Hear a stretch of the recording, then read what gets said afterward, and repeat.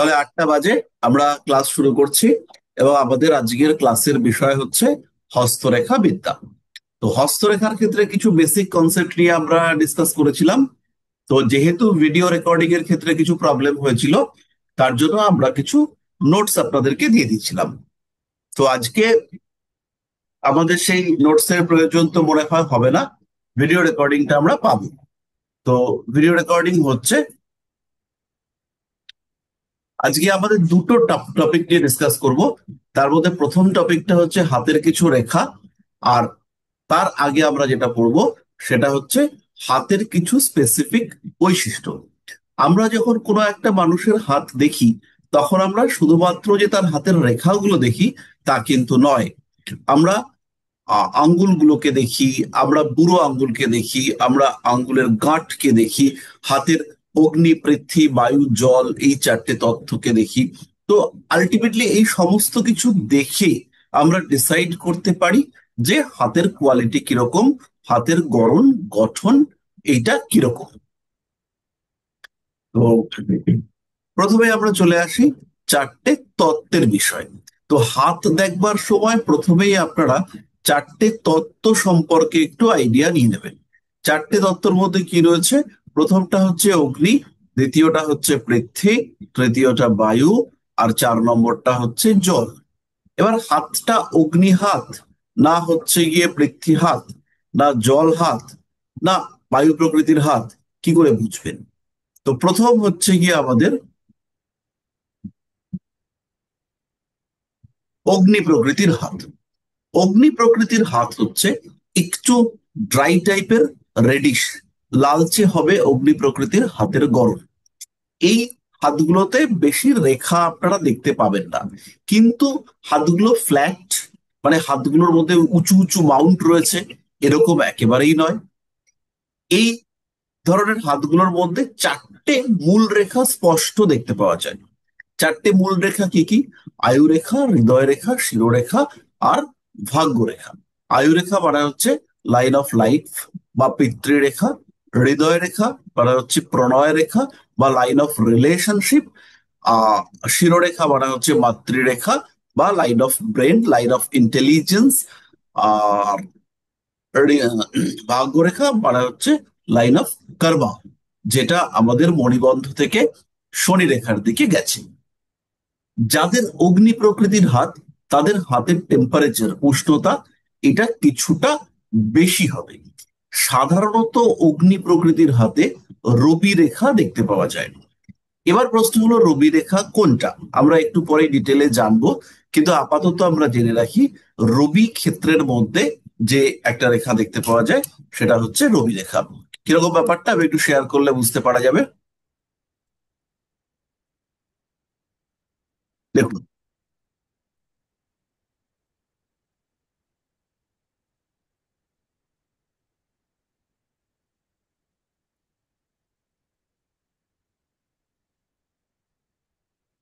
তো লক্ষ্য করুন আমাদের প্রত্যেকের হাতে এটা হচ্ছে আয়ুরেখা, এইভাবে আমরা শিরোরেখা দেখতে পাই। আর তার উপরে এটা হচ্ছে হৃদয় রেখা, এবং নিচ থেকে একটা ভাগ্যরেখা উপরের দিকে উঠতে দেখতে পাওয়া যায়। এখানে সাধারণত চারটে ক্ষেত্র থাকে। তাহলে এইটা হচ্ছে কনিষ্ঠা, তার নিচে বুধের ক্ষেত্র, এটা অনামিকা, তার নিচে রবির ক্ষেত্র, এটা হচ্ছে মধ্যমা, শনির ক্ষেত্র, আর এটা তার নিচে রয়েছে বৃহস্পতির ক্ষেত্র, তর্জনীর নিচে।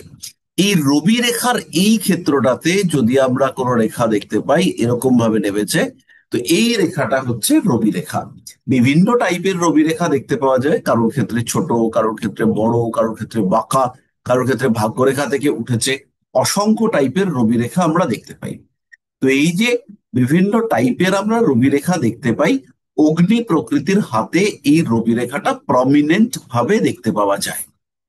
এদের বৈশিষ্ট্য কি? এদের বৈশিষ্ট্য হচ্ছে এরা রবির দ্বারা প্রভাবিত, এরা রবি অথবা মঙ্গলের দ্বারা প্রভাবিত। এদের মধ্যে নেতৃত্ব দেওয়ার ক্ষমতা এটা বেশি থাকে। এরা চিন্তাশীল, দৃঢ়চেতা, এরা রিজিড, স্ট্রিক্ট ডিসিশন নিতে পারে। এদের মধ্যে নেতৃত্ব দেওয়ার ক্ষমতা রয়েছে। এরা বিশ্বাসযোগ্য, এরা সমাজের উন্নতি করতে চায়, এবং এই মানুষগুলোর ক্ষেত্রে রবি এবং মঙ্গলের ক্ষেত্র এই দুটো ভীষণ প্রমিনেন্ট থাকে। এদের গলার স্বর ভারী, মুখমণ্ডল চওড়া, কোমর সাধারণত চওড়া। এরা রেসপন্সিবিলিটি নিতে চায়। এরা এমন একটা সিচুয়েশন চায় যে এদের কথা সবাই শুনবে। এদের কথা মানুষ না শুনলে এদের কিন্তু মাথা গরম হয়ে যায়। এরা বর্ন লিডার, এরা নেতৃত্ব দেবেন। এদের মধ্যে চরম লেভেলের লিডারশিপ কোয়ালিটি দেখতে পাওয়া যায়।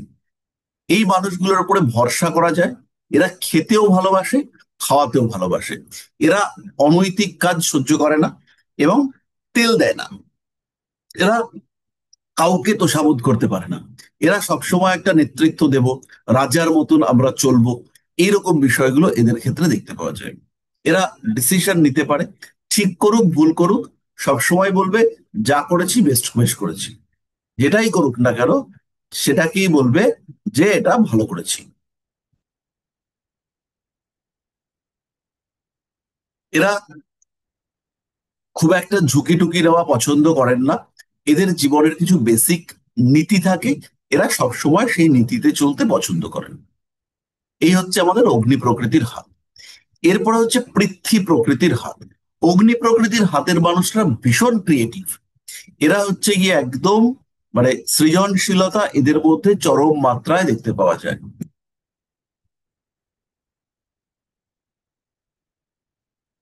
এরপরে হচ্ছে পৃথ্বী প্রকৃতির হাত।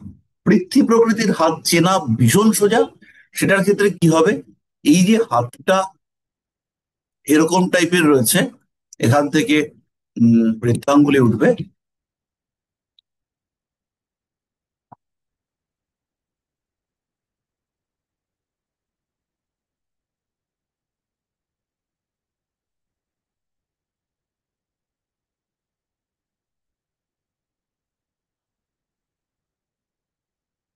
পৃথ্বী প্রকৃতির হাতের এই অংশটা অনেক ম্যাসিভ। এই যে নিচের অংশটা এটা হচ্ছে চন্দ্র,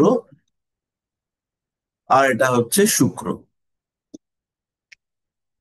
এই চন্দ্রের ক্ষেত্র এবং শুক্রের ক্ষেত্র এই দুটো জায়গায় হচ্ছে ভীষণ ম্যাসিভ, ফোলা, ভারী। এই অংশ দুটো অনেক বেশি ভারী।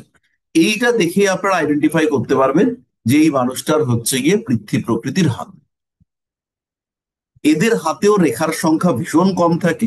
বেশিরভাগ ক্ষেত্রে এদের হাতগুলো ভারী প্রকৃতির হয়। দেখলে পরে বুঝতে পারা যাবে যে এরা প্রচুর পরিশ্রম করে বা করেছে। এদের বৃদ্ধাঙ্গুলি এটা মোটা, থামের মতন শক্তপোক্ত মানুষেরা। এদের হাতে সাধারণত ভাগ্যরেখা দুর্বল থাকে। বাকি রেখাগুলো থাকলেও ভাগ্যরেখা হয়তো এরকম একটুখানি রয়েছে, বাকি রেখাগুলো সব হয়তো ঠিকঠাক রয়েছে। এর ক্ষেত্রে এরকম ভাবে আয়ু রেখা রয়েছে,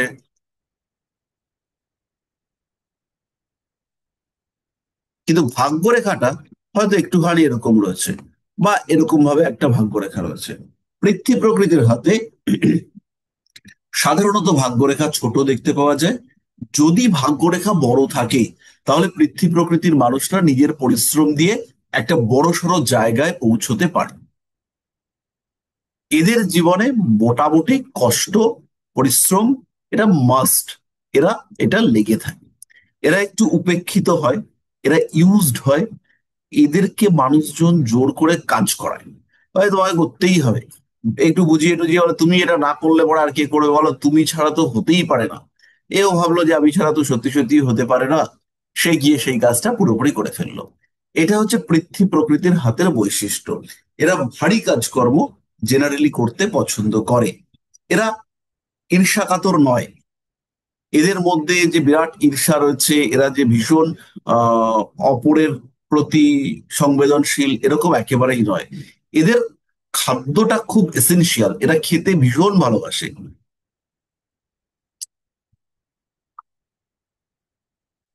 এরা যে খুব রোমান্টিক তা একেবারেই নয়। এদের জীবনযাত্রা, ভাবনা চিন্তা, পড়াশুনো সবই সোজা সরল। এরা কেয়ারিং পছন্দ করে এবং নিজের পরিবারের জন্য এরা ভীষণ দায়িত্বশীল। পরিবারকে এরা ভীষণ ভীষণ গুরুত্ব দেয়। এদের স্বামী হতে পারে, স্ত্রী হতে পারে, সন্তান হতে পারে, তাদেরকে এরা চরম কেয়ার করা পছন্দ করে। এবং তাদের যদি কোনো রকম সমস্যা হয়, তাহলে এরা কিন্তু একদম তীব্রভাবে ঝাঁপিয়ে পড়তে পারে। এদের ভালোবাসার প্রয়োজনীয়তা রয়েছে।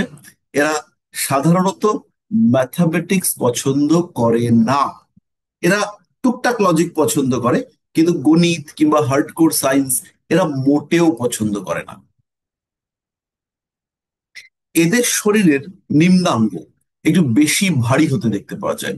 এদেরকে দেখলে পরেই মনে হবে যে এই মানুষটা ভারী কাজকর্ম করতে পারবে। এরা বিশেষ ছলনা, প্রতারণা, মজা, আড্ডা, ইয়ার্কি এগুলো একদম বোঝে না। এরা পরিবর্তন পছন্দ করে না। ভীষণভাবে ট্র্যাডিশন মেনটেন করতে এরা পছন্দ করে। এরা সোজা রাস্তায় হাঁটতে পছন্দ করে। এরা টেরা বেঁকা পথে একদম চলবে না। এদের হাতের ছবি আমি আপনাদেরকে গ্রুপে দিয়ে দেবো। পৃথ্বী প্রকৃতির মানুষগুলো এরা একটু ড্রাইভিং, সিকিউরিটি গার্ড এই টাইপের কাজকর্ম বেশি করে। এরা কখনো কখনো চরম সাহসী হয়ে যায়। এরা একটু অদৃষ্ট নির্ভর।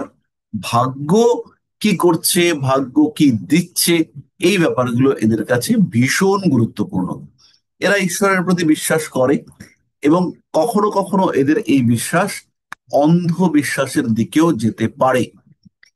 এই মানুষগুলো খুব ভালো শ্রমিক, ভৃত্য এই টাইপের। এদেরকে যদি কোনো একটা কাজ বুঝিয়ে ছেড়ে দেওয়া হয়, এরা সেই কাজটা কমপ্লিট করবেই। পৃথ্বী প্রকৃতির হাতের মানুষরা তারা বেশ জেদি প্রকৃতির।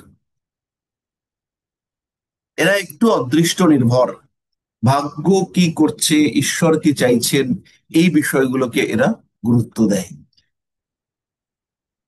এই মানুষগুলোকে নিয়ন্ত্রণ করার একটা বা দুটো লোক থাকে। ওই একটা বা দুটো লোকের কথায় এরা সব করতে পারে। এবং ওই একজন বা দুজন মানুষকে এরা কিন্তু গুরুতুল্য, দেবতুল্য এরকম মনে করতে থাকে। সাধারণত এই হাতগুলোতে রেখার সংখ্যা কম থাকে। বৃদ্ধাঙ্গুলি সোজা, ভারী প্রকৃতির দেখতে পাওয়া যায়। আর এদের হৃদয় রেখা এবং শিরোরেখা এই দুটোর মধ্যে বিশেষ দূরত্ব থাকে না। এই যে হৃদয় রেখা, সরি এটা শিরোরেখা, আর এই হৃদয় রেখা, এই দুটোর মধ্যে বিশেষ দূরত্ব, ডিস্টেন্স থাকে না। এরা খুব যে ইমোশনাল তা একেবারেই নয়, কিন্তু এদের মনের মধ্যে কিছু দুর্বল প্রকোষ্ঠ আছে, যে দুর্বলতা এরা কিন্তু অতিক্রম করতে পারে না। সারা জীবন সেই দুর্বলতা এদেরকে ফেস করতে হয়। এরপরে হচ্ছে বায়ু প্রকৃতির হাত। এবার এই বায়ু প্রকৃতির হাত, আমাদের যে হাতগুলো রয়েছে, আমরা নিজেদের হাত যদি দেখি, বেশিরভাগ ক্ষেত্রেই বায়ু প্রকৃতির হাত দেখতে পাবো। আচ্ছা, এবার আপনারা যারা জ্যোতিষ শিখছেন, তাদেরকে আমি একটা জিনিস বলি। মাঝে মাঝে আমার প্রোফাইলটা, ফেসবুক প্রোফাইলটা আপনারা ফলো করবেন। ওইখানে বেশ কিছু এক্সাম্পল আমি পোস্ট করি। যেমন রিসেন্টলি একটা করেছি, সেটা হচ্ছে এইচআইভি আক্রান্ত রোগীর জন্মকুণ্ডলী। তারপরে কালো হাত নিয়ে একটা পোস্ট করেছি। ভাঙা ভাগ্যরেখা নিয়ে একটা পোস্ট করেছি। তো আপনারা আমার ফেসবুক পেজটা, ফেসবুক পেজ না, আমার পার্সোনাল প্রোফাইলটাকে, এটাকে মাঝে মাঝে খুলে দেখবেন। এবং ওইখানে আমরা হিজ অ্যাস্ট্রোলজার্স ডায়েরি বলে এক কিছু পোস্ট করি। তো সেটা আপনারা লক্ষ্য করবেন এবং দেখতে থাকবেন। এবার হচ্ছে, পেজটার নাম কি? আমার নাম শান্তনু বিমল দে। শান্তনু বিমল দে, আমি লিখে দিচ্ছি।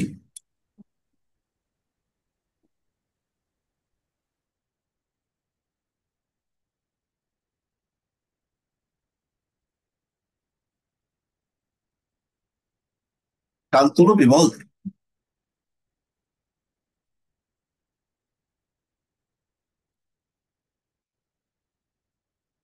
তাহলে এরপরে আমরা চলে আসবো বায়ু প্রকৃতির হাত। আমাদের মধ্যে এই অগ্নি, পৃথ্বী এই দুটো সংখ্যাই ছিল কম। এবার আমরা পাবো এই বায়ু প্রকৃতির হাত। এটা আমাদের অনেকের মধ্যে আমরা দেখতে পাবো। অনেকের মধ্যে মানে অবশ্যই অনেকের মধ্যে দেখতে পাবো বায়ু প্রকৃতির হাত। এই হাতগুলোর প্রথম বৈশিষ্ট্য হচ্ছে এরা খুব কঠিনও না, খুব নরমও না। এই হাতের মানুষগুলো মাঝে মাঝে আঙ্গুল ফোটাতে ভালোবাসে। যাদের হাতের সঙ্গে মিলবে তারা কমেন্ট বক্সে ইয়েস লিখবেন। আমি কমেন্ট বক্সটা অন করছি। চ্যাট বক্সটাকে আমি অন করে দিই।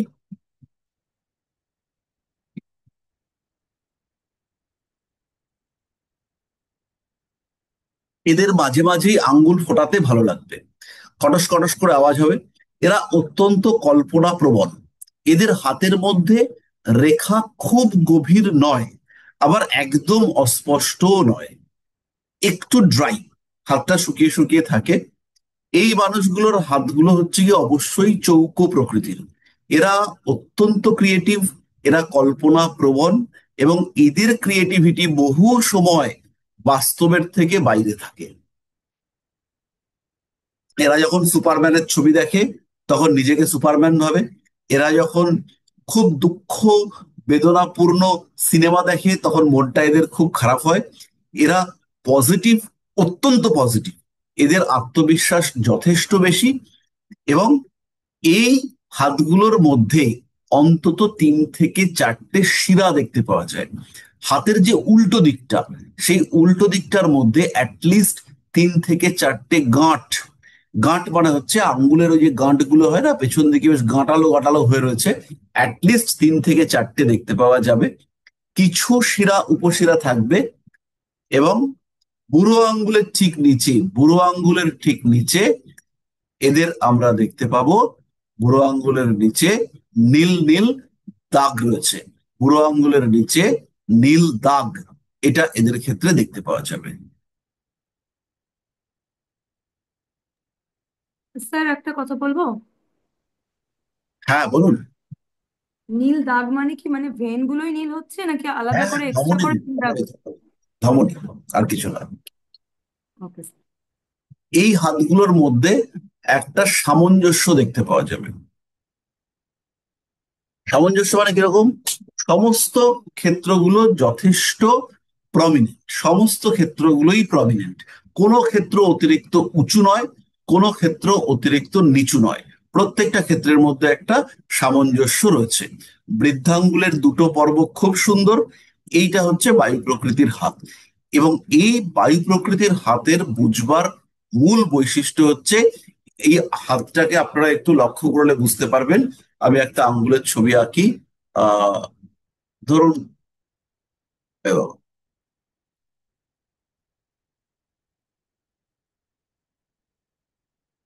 এরকম গেল। স্যার একটা প্রশ্ন আছে। স্যার, বায়ু প্রকৃতি বলছেন, এটা কি লগ্ন না রাশি? কোথায় লগ্ন আর কোথায় রাশি? না, বায়ু প্রকৃতি যেটা সেটা এটা বায়ু রাশির দিক লগ্ন দিয়ে না নয়, লগ্নের? এটা বায়ু রাশিও নয়। স্যার একটা এটা প্রশ্ন আছে। হাতের প্রকৃতি, এইটাকে আপনারা সবার আগে বুঝুন। এই জায়গাটা একটুখানি দেখুন। উম,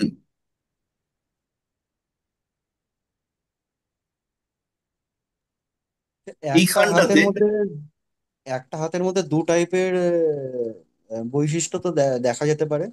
অবশ্যই পারে। তো সেক্ষেত্রে কোনটা কি ধরনের কনসিডারেশন কি করতে হবে? এটা হাতে নিয়ে দেখলে পরেই বুঝতে পারবেন। হাতটা হাতে নেবেন, নিলে কয়েকটা হাত দেখলে পরেই অভিজ্ঞতা চলে আসবে। আমাদের অগ্নিপৃথ্বী বায়ু জলে ভাগ করা হয়েছে, কিন্তু বেশিরভাগ মানুষের, একজনের ধরুন কর্কট রাশি তুলা লগ্ন, হতেই পারে, তাহলে তার মধ্যে বায়ু আর জলের কম্বিনেশন পাবেন। কিন্তু হাতটা হাতে নিলে বুঝতে পারবেন যে বায়ুর প্রাধান্য বেশি, না হচ্ছে গিয়ে জলের প্রাধান্য বেশি। তাহলে এই হাতটাকে যখন আপনারা ধরবেন, এই জায়গাটাতে আর এই জায়গাটাতে গাঁটগুলোকে বুঝতে পারবেন যে গাঁটের মধ্যে কিছুটা স্পেস আছে। এটা হাতে হাত না নিলে বুঝতে পারবেন না। আপনাদের হাতেও রয়েছে, আপনারা একটু দেখলে পরেই বুঝতে পারবেন। এই যে আমি দেখছি, আমার ক্ষেত্রে রয়েছে, দুটো হাড়ের মধ্যে বুঝতে পারবেন যে গ্যাপ রয়েছে, প্রমিনেন্ট গ্যাপ। এবারে এই গ্যাপটা জল তত্ত্বেও আপনারা পাবেন, কিন্তু জল তত্ত্বের গ্যাপটা অনেক বেশি, বায়ু তত্ত্বের গ্যাপটা মডারেট। বায়ু তত্ত্বের মানুষরা তারা হচ্ছে গিয়ে ওই আঙ্গুল ফোটাতে, কটর কটর করতে এটা ভালোবাসে।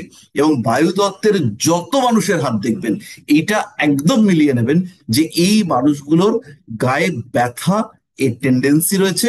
এরা মাসাজ, ওই চেপে চুপে দেওয়া, এইগুলো পছন্দ করে। বায়ুতত্ত্বের মানুষদের এটা বৈশিষ্ট্য। এদের হচ্ছে গিয়ে কেউ যদি মাসাজ করে দেয় বা কোনো একটু প্রেশার বা কোনো রকম একটা বডি ওয়ার্মিং সিস্টেম, এইটা এরা পছন্দ করে। এরা যে খুব খাটবে তা নয়, কিন্তু এদের শরীরের উপরে একটু ওই সমস্ত হবে, এটা এরা ভীষণ পছন্দ করে। আচ্ছা, এরপরে আমরা লাস্ট চলে আসব জল তত্ত্বের হাতে। আচ্ছা, বায়ু তত্ত্বের মানুষরা কিন্তু ভীষণ ইমোশনাল। এদের সবচেয়ে বড় প্লাস পয়েন্ট হচ্ছে এরা বিজনেসটা বোঝে। যত আপনারা এখানে লোক রয়েছেন তাদের মধ্যে যারা বায়ু তত্ত্বের মানুষ, তারা হচ্ছে গিয়ে পরিবর্তন পরিস্থিতি অনুযায়ী নিজেদেরকে চেঞ্জ করতে পারেন। তারা হিসেব বোঝেন, কিভাবে হিসেব করতে হবে সেটা বোঝেন, এবং প্রত্যেকটা কাজকে কি করে কমপ্লিট করতে হবে, আমি কি পাবো, সমাজ কি পাবে, কে কি পাবে, এই বিষয়গুলোকে আইডেন্টিফাই করবার ক্ষমতা সেটা এদের মধ্যে রয়েছে। এবং বায়ুতত্ত্বের মানুষরা সবচেয়ে ভালো হিসেব নিকেশ, আদান প্রদান, ব্যবসার লাভ ক্ষতি এটা বোঝেন। এদের স্মৃতিশক্তি মাঝারি, সব মনে রাখতে এরা পারেন না, কিন্তু যেটা মনে রাখতে হবে সেটা এরা মাথায় রাখতে পারেন। এদের মধ্যে অ্যাক্টিভ ইনটিউশন পাওয়ার দেখতে পাওয়া যায়।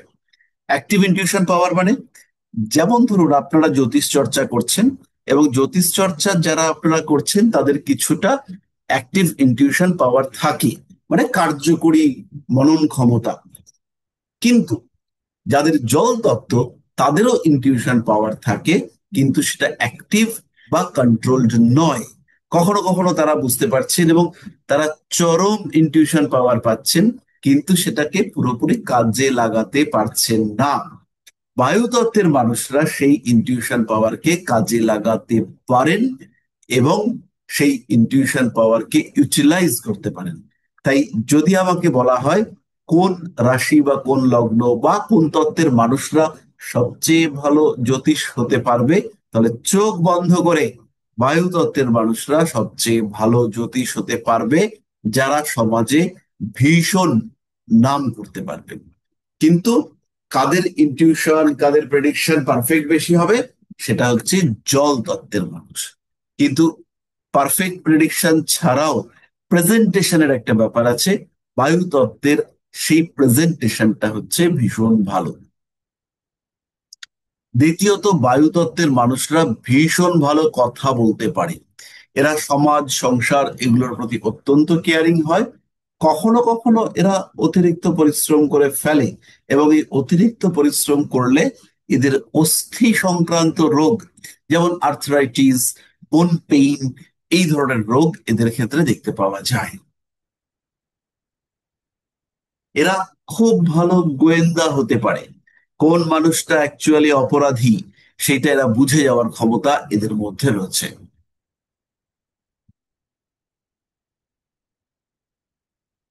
বায়ুতত্ত্বের মানুষরা কিন্তু বিলাসী হয়।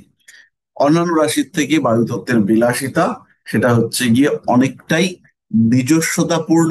আমি আমার কথা স্বার্থপরতার সঙ্গে ভাববো এবং আমার কাজটা কমপ্লিট করব, এইটা হলো বায়ুতত্ত্ব। আর এরপরে আমরা চলে আসবো জল তত্ত্বের হাতে। জল তত্ত্বের হাতের সবচেয়ে বড় বৈশিষ্ট্য হচ্ছে এই হাতগুলো পাতলা প্রকৃতির। জল তত্ত্বের হাতগুলো পাতলা প্রকৃতির, এবং এই হাতগুলোর মধ্যে লালচে সাদা, বেগুনি সাদা, নীলচে সাদা, এরকম বিভিন্ন রকমের রঙের কম্বিনেশন দেখতে পাওয়া যায়।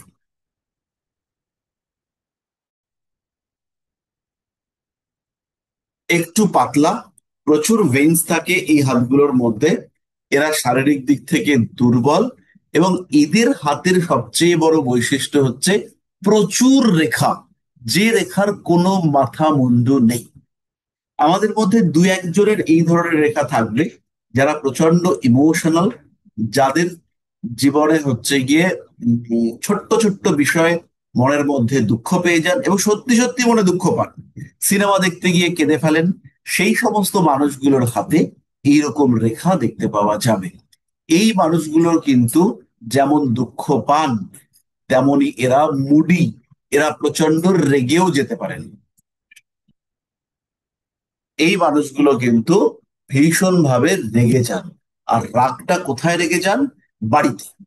পাতলা হাত আমি হাতের ছবি পাঠিয়ে দেব। এরা হচ্ছে মাঝে মাঝেই রোগে ভোগেন। স্নায়ুর রোগ এদের ক্ষেত্রে মাস্ট।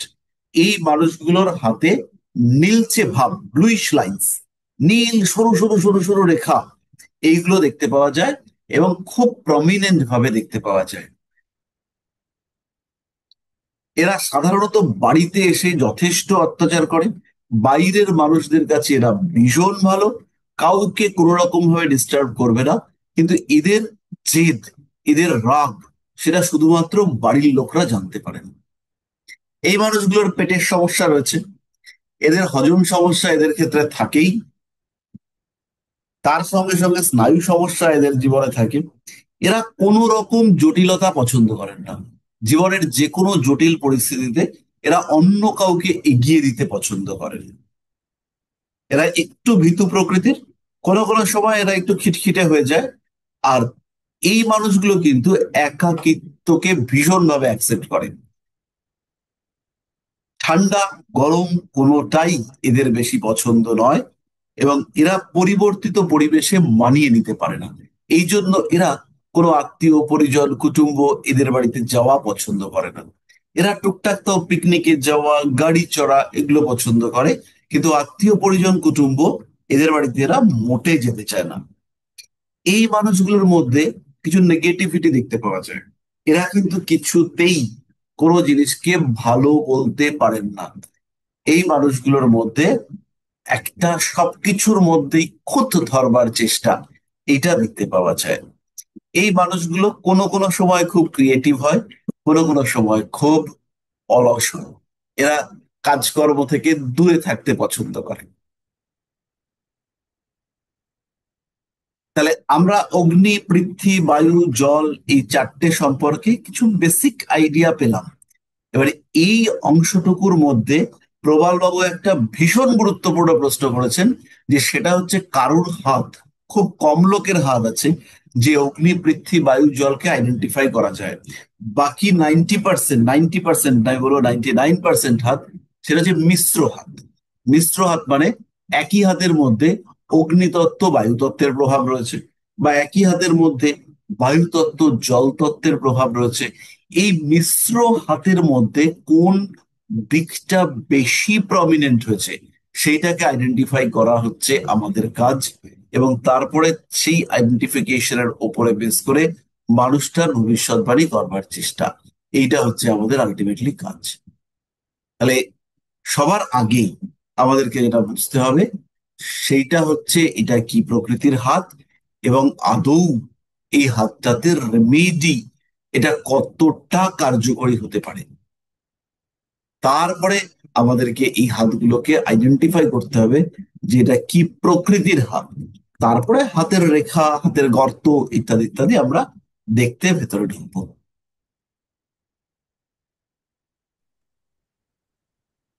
তাহলে এই অবস্থা পর্যন্ত আমাকে একটু বলুন যে কার কার বুঝতে অসুবিধা হলো বা কার কার ক্ষেত্রে সমস্যা হয়েছে এই পর্যন্ত। বলবো, হ্যাঁ। বলছি যে আপনি বললেন বায়ুতত্ত্বের হাত যাদের থাকবে বা বায়ুতত্ত্বের যারা মানে প্রভাব যাদের জীবনে বেশি, তারা খুবই ভালো অ্যাস্ট্রোলজার হবে। ঠিক হুম। আছে, কিন্তু জলতত্ত্ব বেশি ভালো প্রেডিকশন করবে। না এবার না, আমরা যদি প্রেডিকশন নয়, হরোস্কোপে প্রেডিকশন দেখি নয়, যে একটা ছোট্ট ভুল হচ্ছে। এখানে হচ্ছে ইনটিউশন, একটা কিছু বোঝা। প্রেডিকশন করা আর ইনটিউশন, এই দুটোর মধ্যে তফাৎ আছে। প্রেডিকশন হচ্ছে ইনটিউশন এবং অ্যাস্ট্রোলজিক্যাল গ্রামার, এই দুটোকে একসঙ্গে করে একটা প্রেজেন্টেবল ডিসকাশন, সেটা হচ্ছে অ্যাস্ট্রোলজি প্রেডিকশন। জল তত্ত্বের মানুষদের মনের গভীরতা খুব বেশি হয়, তাই তারা গভীর ভাবনা চিন্তা করতে পারে, গভীরে গিয়ে এই লোকটার কি হতে পারে, কিন্তু সেইটাকে আহ প্রেজেন্টেবল ম্যানারে সামনের মানুষটার কাছে সার্ভ করা, এই জায়গাটাতে জল তত্ত্বের থেকে বায়ু তত্ত্ব বেশি অ্যাক্টিভ। বোঝাতে পারলাম? স্যার এখানে একটা প্রশ্ন হ্যাঁ এটাও স্যার, আছে এটা যে আমার জল প্রশ্ন ছিল না, আচ্ছা, প্রশ্নটা মুশকিল। পল্লবীরটা শুনে নি।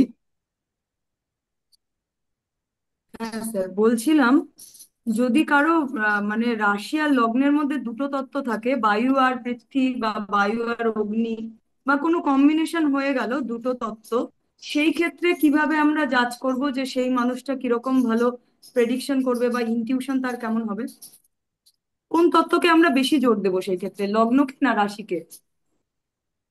না, লগ্ন রাশি ওটা তো আমাদের চার্টে আমরা দেখতে পাচ্ছি। আমাদের হাতের মধ্যে তো ওরকম লগ্ন রাশি আলাদা তত্ত্ব পাবো না। আমরা একটা মিশ্র প্রভাব পেতে পারি।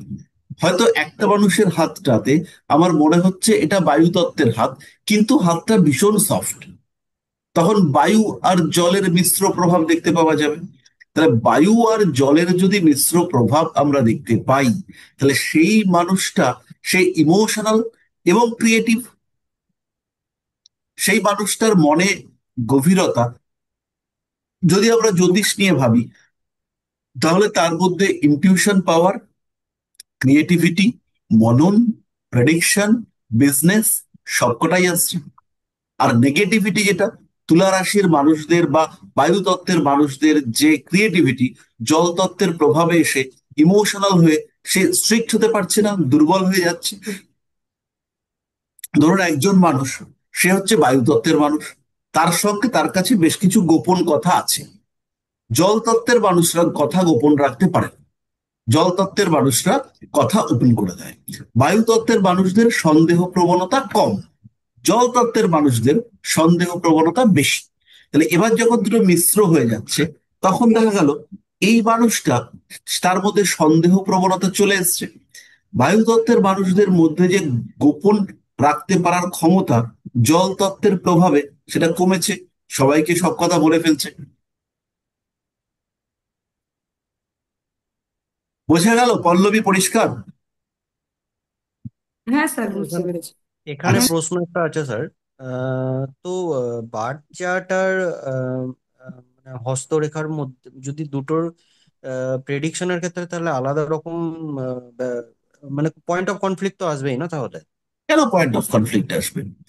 আপনি দেখলেন একটা লোকের কর্কট লগ্ন, আর আমি একটু চেঞ্জ করি, কর্কট লগ্ন না, একটা লোকের মিথুন লগ্ন আর বৃশ্চিক রাশি। আমরা একটু ছবিটা এঁকে ফেলি। ধরুন একটা লোকের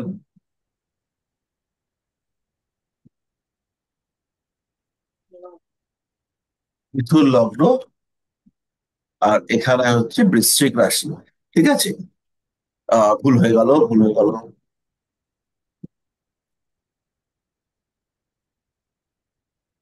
তাহলে এখানে আমরা বায়ু তত্ত্ব এবং জল তত্ত্ব পাচ্ছি, তাই তো? এবং এইখানটাতে আমরা ধরলাম মঙ্গল বসে আছে, আর মঙ্গল এখানে, রবি এখানে আছে।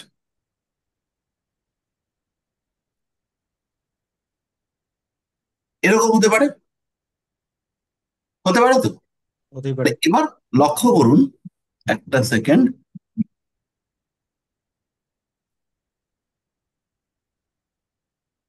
এবার লগ্নের ওপরে মঙ্গলের দৃষ্টি, লগ্নের ওপরে রবির দৃষ্টি। লগ্নপতি কোথায় বসে আছে? লগ্নপতি সে বসে আছে পৃথ্বীতত্ত্বে। তাহলে এখানে আমরা পাচ্ছি পৃথ্বী, লগ্নপতি পৃথ্বীতত্ত্বে বসে আছে। লগ্নটা বায়ু তত্ত্ব, তাহলে বায়ু পাচ্ছি। রাশিটা, সেটা হচ্ছে জল তত্ত্ব, সেটা আমরা পাচ্ছি। আর যেহেতু মঙ্গল এবং রবি দৃষ্টি দিচ্ছে, তাই এর মধ্যে অগ্নিতত্ত্বের প্রভাব এসছে। তাহলে এইটা হচ্ছে বিশুদ্ধ মিশ্র প্রকৃতির একটা চার্ট। এবার এর মধ্যে, এর হাতে আমরা প্রত্যেকটা তত্ত্বেরই একটা মিশ্রণ দেখতে পাবো। আমি বোঝাতে পারলাম? এবার এইটা কি হবে, যখনই আপনারা কুণ্ডলী দেখবেন, তখনই আপনারা একবার হাতটাকেও দেখবেন। তাহলে কুণ্ডলী আর হাতকে যখন দেখছেন, তখন কিন্তু আপনারা একটা জায়গাতে আসতে পারবেন।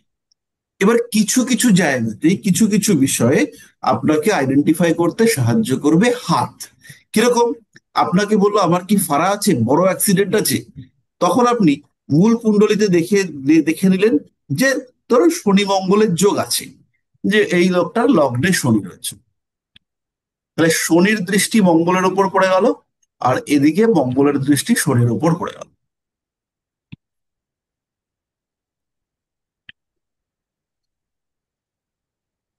তাহলে শনির দৃষ্টি মঙ্গলের উপর, মঙ্গলের দৃষ্টি শনির উপর। তাহলে আপনি কি বললেন? হ্যাঁ ভাই, তোমার আঘাত প্রাপ্তি আছে। এবার এই আঘাত প্রাপ্তিটাকে আপনি কনফার্মেশনের দিকে নিয়ে আসবেন।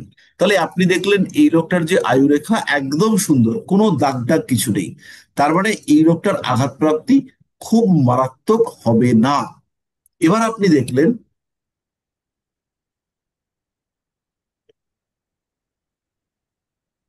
এই লোকটারই এই স্যার যে এখানে আয়ু, একটা স্যার কোশ্চেন আছে। না না, কোশ্চেন পরে। এই লোকটারই আয়ুরেখাতে এরকম একটা চিহ্ন আছে। এবার হচ্ছে অ্যাক্সিডেন্টাল টেন্ডেন্সি এলো। আপনি দেখলেন আয়ুরেখার এই উপর দিকটা এরকম হয়েছে আর নিচের দিকটা পাতলা হয়েছে, তাহলে অ্যাক্সিডেন্টটা মারাত্মক হলো। এবং এই যে চিহ্নটা, এটাতে অঙ্গহানিও হতে পারে। এবং নিচের দিকটা এই যে সরু বা ঝাপসা হয়ে গেছে,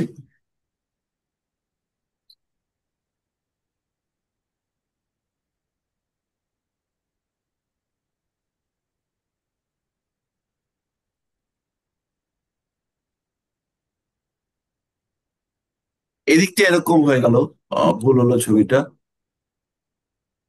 এরকম আয়ুরেখা হচ্ছে, তাহলে এখানে অ্যাক্সিডেন্টের বিরাট সম্ভাবনা আছে। আবার যদি ওই অ্যাক্সিডেন্টটা এই শনি মঙ্গল যোগী রয়েছে, কিন্তু এখানে আয়ুরেখা তো এরকম নিচের দিকে ক্রস নেই, এখানে কি রয়েছে? এখানে একটা জব চিহ্ন রয়েছে।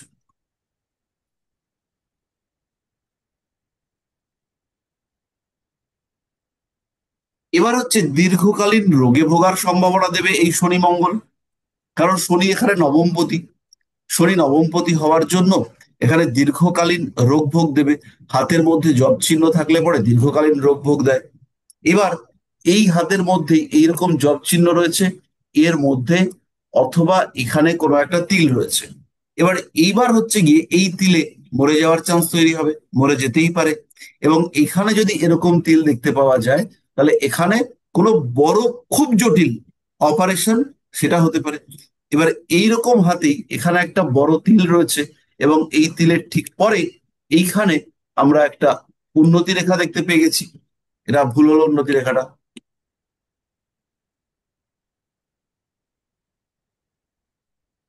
উন্নতি রেখা দেখতে পেয়ে গেছি। তাহলে এইবার এর অপারেশন সাকসেসফুল হবে, এ বেঁচে বাড়িতে ফিরবে এবং ভালোভাবে বেঁচে বাড়িতে ফিরবে। আচ্ছা, স্যার আরেকবার বলুন না সবগুলো। আপনারা তো ভিডিও দেখতেই পাবেন, সবগুলো আমি কি করে আরেকবার বলবো? না মানে এই জব এটার পর থেকে। একটু মন দিয়ে শুনতে হবে, আমার এখনো অনেক পড়ানো বাকি আছে। আপনারা একবার ভিডিওটা দেখে নেবেন, পুরোটাই পেয়ে যাবেন। রাজু পাজা, একটু বলুন আপনি কি বলতে চাইছিলেন। স্যার এখানে ধরুন এই যে আয়ুরেখার ক্ষেত্রে আপনি যেটা বলছেন, আয়ুরেখা যার স্পষ্ট আছে, ঠিক আছে, কিন্তু দেখা যাচ্ছে তার হাতে শিরোরেখা ভাঙা আছে, মস্তিষ্ক লাইনটা, তো সেক্ষেত্রে কি তার ব্রেনের উপর আঘাত আসবে বেশি? বড় আঘাত আসার জন্য আয়ুরেখাতে দাগ, ব্রেক এগুলো দরকার আছে। না, যদি আয়ুরেখা স্যার ধরুন স্পষ্ট আছে কিন্তু তার হাতে ব্রেন লাইনটা ভেঙে গেছে ধরুন, সেক্ষেত্রে কি স্যার কোনো আঘাত তার ব্রেনের উপর দিয়ে আসতে পারে? আসতে পারে, তবে এই ক্ষেত্রে বেশিরভাগ জায়গাতেই এটা দেখতে পাওয়া যায় যে এটা আঘাতের পরিবর্তে কোন রকম মানসিক কষ্ট, মানসিক দুঃখ, কাছের কোনো মানুষের চলে যাওয়া, এরকম ব্যাপারের ইন্ডিকেশন দেখতে পাওয়া যায়। আচ্ছা শিল্পী, আমি আরেকবার বলে দিচ্ছি, চটপট দেখে নেবেন, ঠিক আছে? যদি আয়ুরেখা এরকম ভাবে আসে, তাহলে এটা ভালো আয়ুরেখা, কোনো অসুবিধা এখানে নেই।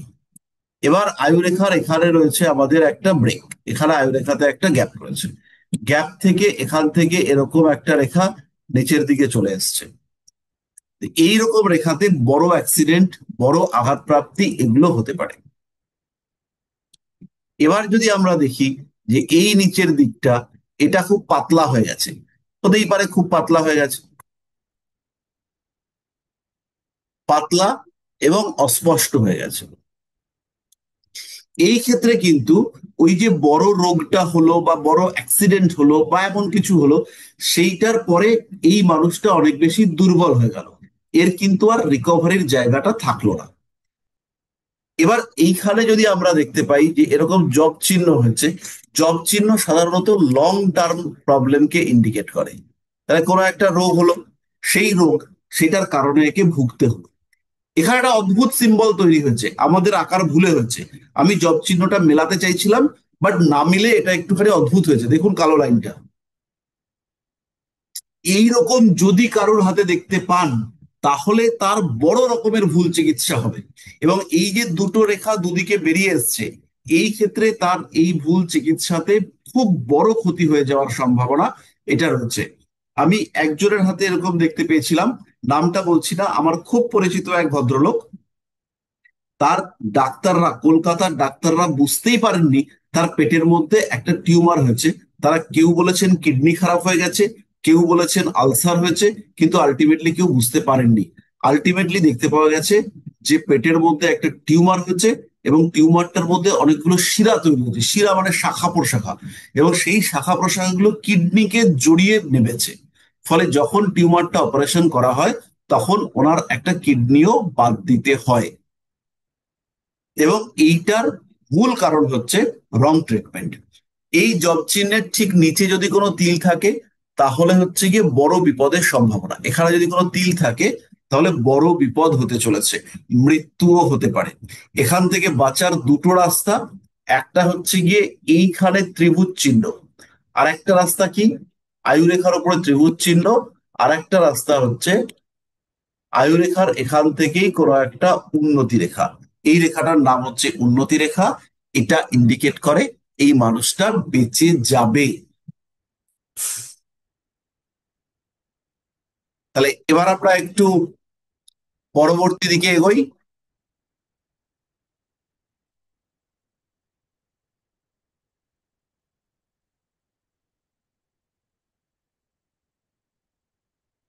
বেশ, তাহলে এবার আমরা যেটা করব, আমাদের মূল রেখাগুলো সম্পর্কে জানতে হবে। এইটা হচ্ছে আমাদের আজকের মূল পঠন পাঠন বিষয়। আচ্ছা, আমরা আর নতুন প্রশ্নের মধ্যে এখন যাচ্ছি না। পরের দিন আমরা বৃদ্ধাঙ্গুলি সম্পর্কে জানবো, আর বৃদ্ধাঙ্গুলির সঙ্গে সঙ্গে আমরা রেখা সম্পর্কেও কিছুটা জানবো। আর এর সঙ্গে সঙ্গে পুরুষ এবং স্ত্রী হাতের কিছু বিশেষ চিহ্ন আছে, সেই চিহ্নগুলো সম্পর্কেও আমাদেরকে জানতে হবে। এখনই আমরা অত জটিলতার মধ্যে যাচ্ছি না, আমরা রেখাগুলো সম্পর্কে একটু বেসিক রেখাগুলো জানবো। আপনারা একটা জিনিসই মনে রাখবেন যে হস্তরেখা মোটেও সহজ নয়। হাতের রেখাগুলোকে আইডেন্টিফাই করা, হাতের রেখাগুলো সম্পর্কে জানা এবং রেখার ক্ষেত্রগুলো সম্পর্কে উপলব্ধি করা, এটা কিন্তু বেশ কঠিন কাজ। এবং তার সঙ্গে সঙ্গে আমাদের প্রত্যেকটা হাতের ক্ষেত্রকে উপলব্ধি করতে হবে। ধরুন এইটা হচ্ছে কি আমার চারটে আঙ্গুল, এই হচ্ছে আমার চারটে আঙ্গুল। তাহলে এইখানটাতে আমরা জানি বৃহস্পতি ক্ষেত্র, আর এখানে হচ্ছে শনি ক্ষেত্র। এবার এইখানে হাতটা খুললে পরেই দেখতে পাবেন যে রেখাগুলো এরকম ভাবে রয়েছে। এইখানের রেখাগুলো,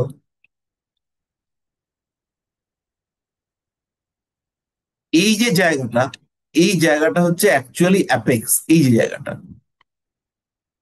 এই যে জায়গাটা, এই যে জায়গাটার নাম হচ্ছে অ্যাপেক্স। এবার এই জায়গাটা, এই ক্ষেত্রটা কোথায় আছে? যেমন বৃহস্পতির ক্ষেত্রের মধ্যে আপনারা এরকম দেখতে পাবেন,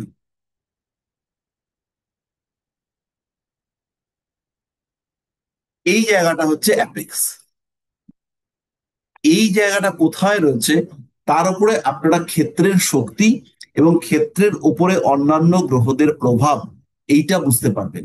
শনি এবং বৃহস্পতির অ্যাপেক্স দুটো যদি ক্লোজ হয়ে যায়, তারপরে আপনাদেরকে বুঝতে হবে যে এই মানুষটার কুণ্ডলিতে শনি বৃহস্পতির মধ্যে কোনো ঘনিষ্ঠ সম্পর্ক রয়েছে, বা কোনো না কোনো ভাবে শনি বৃহস্পতির কম্বিনেশন রয়েছে। তো এরকম প্রত্যেকটা অ্যাপেক্স কে আইডেন্টিফাই করতে হবে যে এই অ্যাপেক্স গুলো কোথায় আছে। বুধের ক্ষেত্রে আপনারা এরকম রেখা দেখতে পাবেন।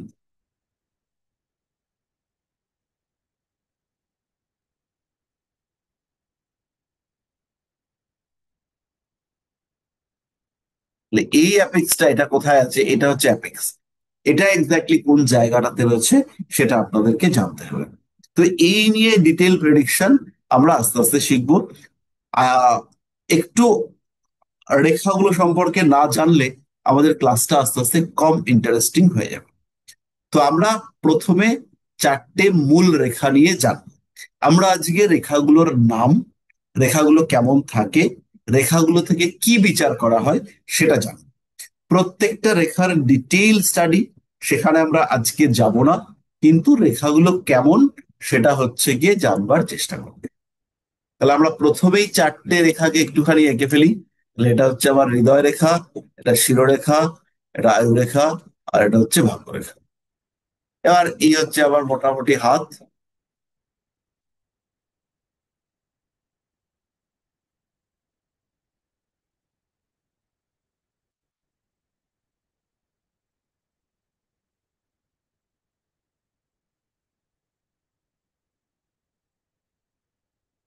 এই হচ্ছে আমাদের মোটামুটি একটা হাতের গড়ন।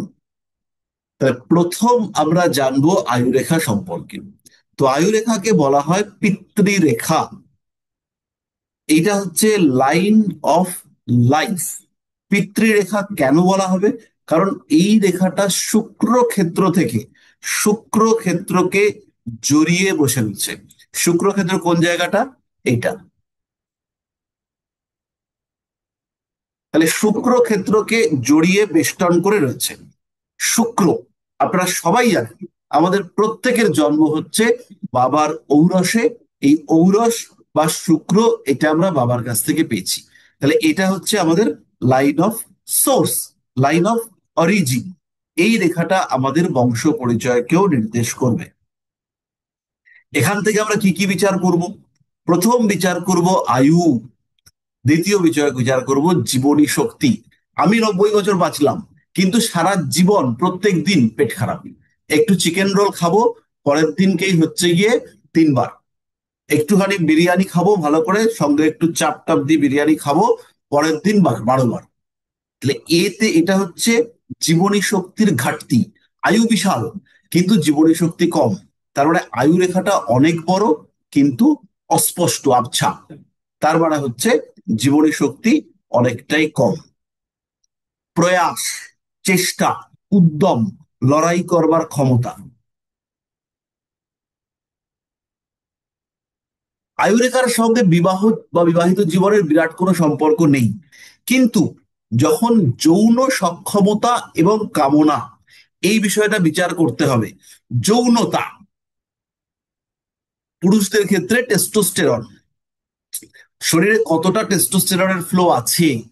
টেস্টোস্টেরন মানেই হচ্ছে শুক্র। তাহলে এই আয়ুরেখা বলবে এই মানুষটা কতটা সেক্সুয়ালি অ্যাক্টিভ, যৌন সক্ষমতা কতটা। আয়ুরেখা থেকে আমরা জানবো শরীরে রক্ত প্রবাহ। আয়ুরেখা থেকে আমরা জানবো বিদেশ যাত্রা করবার ইচ্ছে বা বিদেশে বসবাসের আগ্রহ।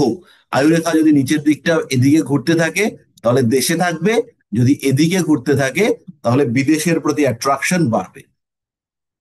দৈনিক দুঃখ কষ্ট, প্রতিষ্ঠিত হওয়ার পক্ষে বাধা, সাধারণ অর্থভাগ্য, উন্নতি। উন্নতি কিভাবে? এই আয়ুরেখার মধ্যে এরকম রেখা দেখতে পাওয়া যায়। আপনাদের প্রত্যেকের হাতে কম করে 3টে আছে, দেখে নিন। এই রেখাগুলোর নাম হচ্ছে উন্নতি রেখা। এবং আপনারা অ্যাভারেজ এখানে যারা ক্লাস করছেন তাদের বয়স হচ্ছে 30 থেকে 40-এর মধ্যে। নিজের হাতে মিলিয়ে নিন। এই যে জায়গাটা, এই যে বুড়ো আঙ্গুলের খাঁজটা, আর এইখানে হচ্ছে গিয়ে কোড়ে আঙ্গুলের নিচে হৃদয় রেখা যেখান থেকে শুরু হয়েছে, এই যেখান থেকে হৃদয় রেখা শুরু হয়েছে, এই দুটোকে জুড়তে হবে। এই জায়গাটাকে জুড়লে পরে এইখানে এবং তার ঠিক নিচে দুটো রেখা আপনাদের ক্ষেত্রে আছে এবং ম্যাক্সিমামের হাতে আছে। যদি থাকে কমেন্ট বক্সে চট করে ইয়েস লিখতে হবে, চ্যাট বক্সে চটপট করে ইয়েস লিখে ফেলতে হবে। স্যার কোথায় আছে বললে? এই দেখো, এই তো দেখিয়ে দিলাম ছবি এঁকে। ছোট ছোট রেখা। দুটো রেখা থাকবে। এখানে হচ্ছে যেখান থেকে হৃদয় রেখা শুরু হয়েছে সেখান থেকে যদি আমরা এটাকে জুড়ি, এই বুড়ো আঙ্গুলের খাঁজটাকে, তাহলে এখান থেকে একটা রেখা থাকবে, এই একটা রেখা। আর তার সামান্য নিচে আর একটা রেখা থাকবে। বেশিও তো থাকতে পারে না স্যার? বেশি তো থাকতেই পারে, নিদেন পক্ষে দুটো থাকবে।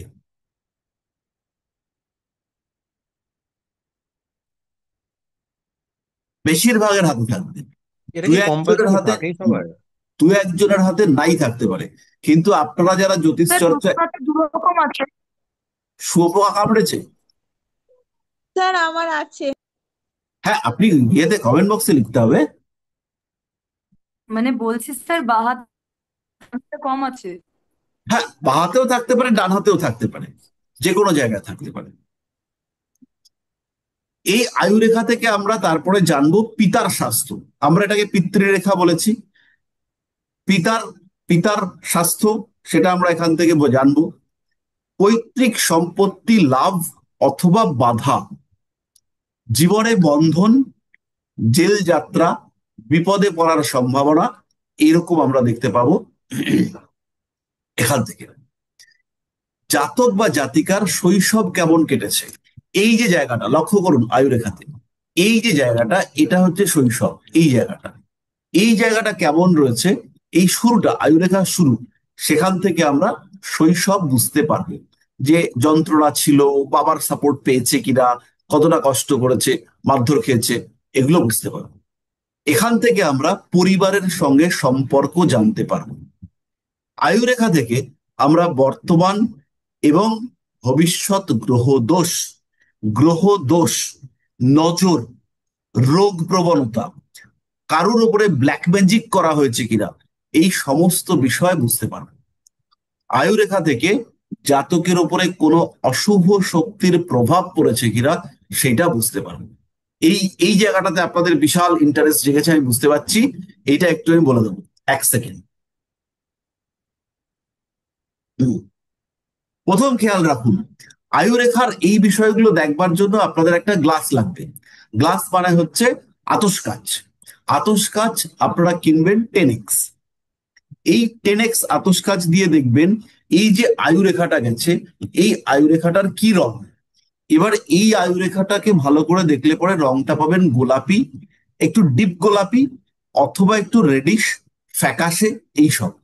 এই রেখার মধ্যেই যদি ব্লুইশ, রেখার মধ্যে কোনো শিরা উপশিরা কিছু নয়, রেখার মধ্যে যদি ব্লুইশ ভাব দেখতে পান, হালকা নীলচে, ওটা কিন্তু লেন্স ছাড়া মানে গ্লাস ছাড়া দেখতে পাবেন না।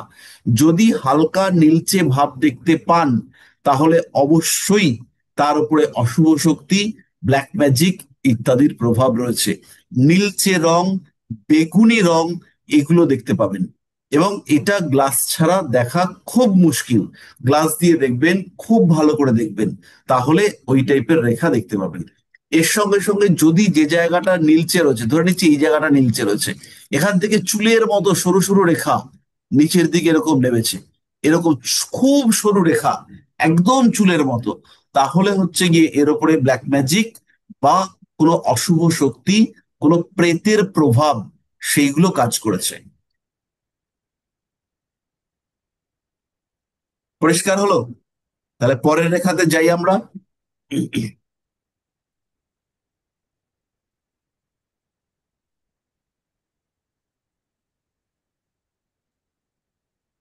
এরপর আমরা স্যার শিরোরেখাতে আয়ুরেখা চলে আসি। হ্যাঁ, বলুন বলুন। আয়ুরেখা যদি আয়ুরেখা যদি দুভাগে ভাগ থাকে, মানে যেটা বললেন আপনি বিদেশ যাবেন না দেশে থাকবেন, আবার দুদিকে ওই মাঝখান থেকে ভেঙে গেছে, তাহলে ওটার এটা মানে?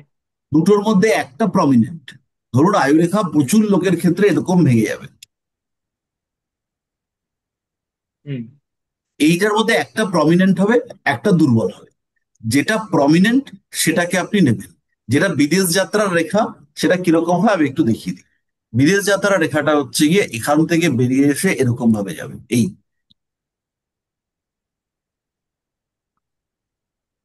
বোঝা গেল? আর আপনি যেটার কথা বলছেন সেটা হচ্ছে এরকম। হ্যাঁ। তো এইটা হচ্ছে, এইটা পুরো একটা রোগ ভোগের সিম্বল। এই এই যে বয়সটা আছে, এই সময় শরীরটা খারাপ হওয়ার টেন্ডেন্সি দেখতে পাওয়া যাবে। বাট এই ক্ষেত্রে ঘাবড়ানো বা দুশ্চিন্তা এরকম কোনো ব্যাপার নয়। এই ক্ষেত্রে যেহেতু এটা এদিকে এসছে, আপনাকে দেখতে হবে এখানে কোনো মার্শাল লাইন আছে কিনা, বা অন্য কোনো আরো নেগেটিভ সিম্বল আছে কিনা। রেখাটার মধ্যেটা, ভেতরটা দেখতে হবে, রেখাটার ভেতরটা কেমন আছে, এইগুলো দেখবেন। আপনারা একদম গবেষণাধর্মী কাজ করুন। হাতের রেখার উপরে কাজ করার যে কি লেভেলের মজা, সেটা হচ্ছে গিয়ে 500 হাত দেখলেই বুঝতে পারবেন। হাত কথা বলবে, ছক টক কিছু লাগবে না, মানুষের সামনে আসবে, টাক টাক টাক টাক করে বলে দেবেন। 500 দরকার নেই, আপনি 100 হাত দেখুন, তাহলেই হবে। স্যার, একটা কথা বলছি, এই যে রেখাটা বেরিয়েছে বললেন, ওটা কি আয়ু রেখা থেকে বেরোবে? হ্যাঁ, হ্যাঁ, মানে আয়ু রেখার সাথে টাচ থাকবে। টাচ থাকবে। আবার এখানে কিন্তু খুব ভালো করে দেখতে হবে, এই রেখাটা কিন্তু বাইরে থেকে এসে, যে এই হচ্ছে আয়ু রেখা, এদিক থেকে এসে জুড়ে গেল, এটাও হতে পারে। আর যদি মার্শাল ওরকম লাইন হয়, একদম আলাদা। মার্শাল লাইন একদম আলাদা। না না, একটু মার্শাল লাইন তো আলাদা, মার্শাল লাইন এরকম ভাবে থাকবে। আহ, ধরুন এখান থেকে একটা রেখা বেরোলো, আর এখানে একটা রেখা এসে জুড়লো, এই দুটোর কিন্তু মানে টোটালি ডিফারেন্ট। এখানে কিন্তু আচ্ছা। ভুল করা যাবে না। ধরুন ওখানে একটা রেখা এসে জুড়েছে, ওই বয়সে পার্টনারশিপ বিজনেস করে কোটি কোটি টাকা কামিয়ে নিচ্ছে। হুম, চন্দ্র থেকে একটা রেখা এসে জুড়েছে, হুম, ঠিক আছে, একটা এক্সাম্পল দিচ্ছি দেখুন। এখানে এরকম ভাবে চন্দ্র থেকে একটা রেখা এসে জুড়েছে, আর শুক্রের ক্ষেত্রে এরকম দুটো রেখা আছে। একটা মহিলাকে বিয়ে করে কোটি কোটি টাকা কামিয়ে নিয়েছে। হুম। না, এটা এটা হচ্ছে আয়ু রেখা থেকেই বেরিয়েছে, ওই হ্যাঁ, শৈশবের পর থেকে আমরা বেরিয়ে তো চলে সবসময় আমাদের নিজের হাতটাকে দেখছি, পর্বতে নিজের চলে হাত গেছে। নিয়ে বেশি হ্যাঁ, কনফিউশন বাড়াবেন না। হ্যাঁ। না না, বলছি আপাতত তো দেখতে পাচ্ছি না অন্য কারোর হাত। দেখে দেখবেন, ওই বলে দেখি চেনা তোর জানা হাত। একটু, চেনা জানা একটু দেখার চেষ্টা করি। হ্যাঁ, নিজের হাত ক্লাসের মধ্যে মেলাবেন না, ঠিক আছে? না, জাস্ট আর কি জিজ্ঞাসা করলাম হ্যাঁ, আমি ব্যাপারটা। বলছি তো, বুঝতে পারছি আমি। নিজের হাত, নিজের ছক, এগুলো ক্লাসের মধ্যে কেন আনবেন? না আমাদের না না, কাছে তো ভার্সেটাইল বা প্রচুর উদাহরণ রয়েছে। আমরা নিজের হাত কোনো একটা দিন সামনাসামনি বসে দেখে নেবো। আমি একটা বলবো আপনার হাত সম্পর্কে, দেখা গেল আপনার হাত হচ্ছে গিয়ে আহ এই রাহুর ক্ষেত্রটা খুব প্রমিনেন্ট। আমাকে বললেন রাহুর ক্ষেত্রটা প্রমিনেন্ট, আমি বললাম আপনার জ্যোতিষ হবে না। এবার আপনার এখানে দুটো রেখা আছে, জ্যোতিষ হবে না মানে আপনি হচ্ছে গিয়ে 5 জন্ম থেকে জ্যোতিষ চর্চা করে আসছেন।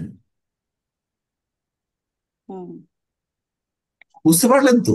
সুতরাং আমরা যদি একটা রেখা নিয়ে ভাবি, আমরা যেটা শিখছি, আমরা না হস্তরেখা বিচার শিখছি, না আমরা জ্যোতিষ বিচার শিখছি, আমরা শিখছি গ্রামার, আমরা ব্যাকরণ শিখছি। হস্তরেখা বিচারের যে ব্যাকরণ, রেখা কোন দিকে গেলে কি হতে পারে, সেইটা আমরা আইডেন্টিফাই করবার চেষ্টা করছি। বুঝতে পারলাম? হ্যাঁ, ওকে স্যার। স্যার, কোনো স্যার রেফারেন্স আয়ু বই রেখা আছে কি স্যার? করে হবে, মানে কে কত বছর বাঁচবে? ওটা আমরা যখন আয়ু রেখা পড়বো, তখন বয়স গণনা শেখাবো। আচ্ছা। হুম। স্যার, কোনো বই রেফারেন্স আছে? এবার বইয়ের রেফারেন্স হচ্ছে গিয়ে বাংলা বই সেরকম আপনি খুব ভালো পাবেন না।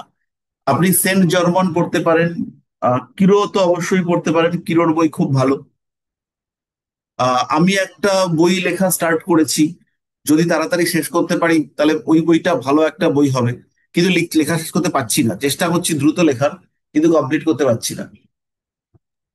বিভিন্ন কাজে বিভিন্ন রকম যন্ত্রণায় ফেসে যাচ্ছি। আচ্ছা, তাহলে এরপরে আমরা যে রেখাটা পড়বো সেটা হচ্ছে শিরোরেখা। শিরোরেখাটা কিরকম রেখা? শিরোরেখাটা হচ্ছে আয়ুরেখার সঙ্গে কানেক্টেড, মানে আয়ুরেখার কাছাকাছি থেকে শুরু হয়েছে। আপনারা দেখুন, এটা হচ্ছে শিরোরেখা,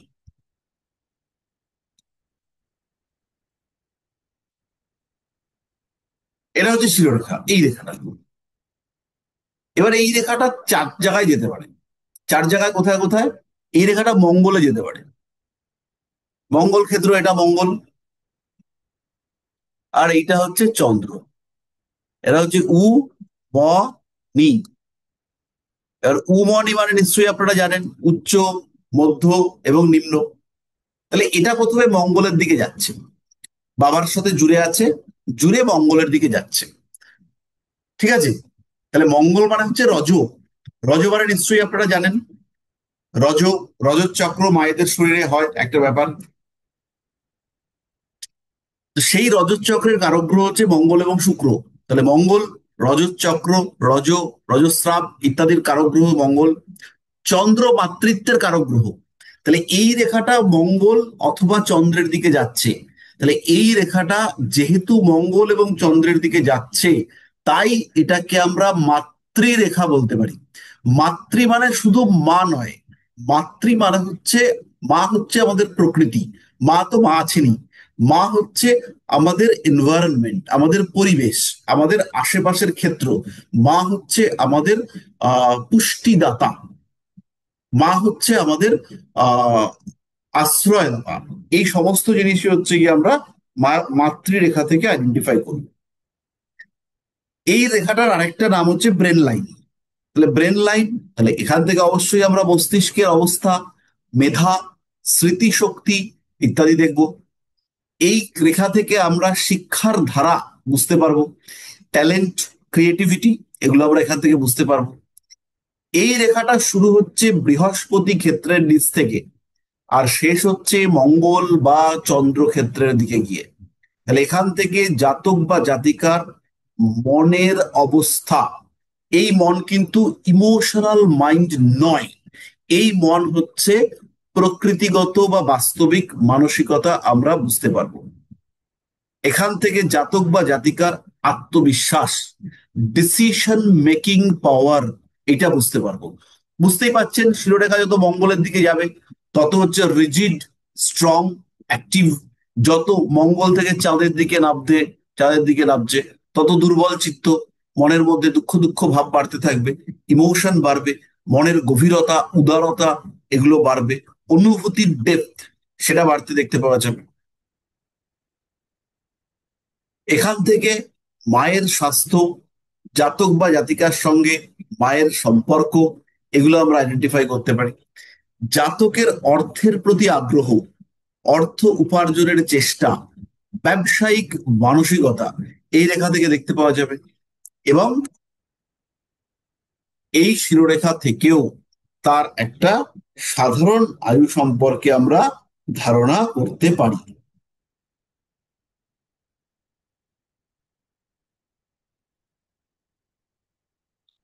যেমন আয়ুরেখা থেকে একটা ধারণা করা যায় যে মোটামুটি এত বছর বাঁচবে, তেমনি শিরোরেখা থেকেও আমরা ধারণা করতে পারি যে এই মানুষটা এতদিন বাঁচবে।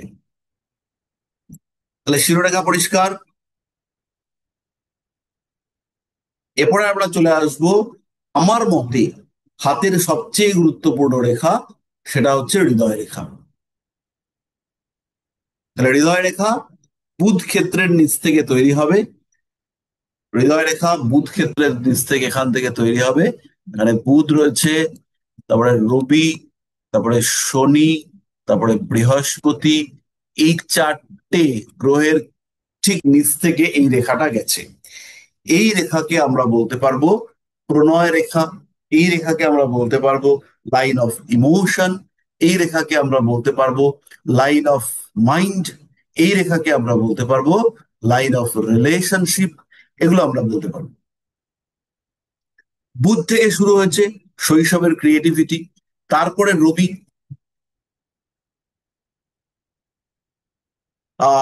সোমা কুণ্ডু বলেছে শিরোরেখা মঙ্গল বা চন্দ্র দুই দিকেই যেতে পারে, অবশ্যই যেতে পারে। তাহলে হৃদয় রেখা থেকে আমরা এখান থেকে প্রথমে বুধ ক্ষেত্রের ওপর দিয়ে যাচ্ছে শৈশবের বুদ্ধি, শিখন ক্ষমতা, তারপরে রবি, চাকরি, পেশা, ডমিনেটিং পাওয়ার, প্রতিষ্ঠা, সবচেয়ে বড় জিনিস হচ্ছে প্রতিষ্ঠা, তারপরে শনি, কর্মা, মোক্ষ, এই সমস্ত। এবং তারপরে বৃহস্পতি, বৃহস্পতি নিচে যাচ্ছে। বৃহস্পতিকে এই ক্ষেত্রে আমরা বলতে পারি ট্রান্সফরমেশন। বৃহস্পতিকে এখানে আমরা পুনরায় জন্মের কারক গ্রহ বলতে পারি। বৃহস্পতি হচ্ছে জীব কারক। বুধ, রবি, শনি এবং তারপরে বৃহস্পতির ক্ষেত্রে প্রবেশ করছে।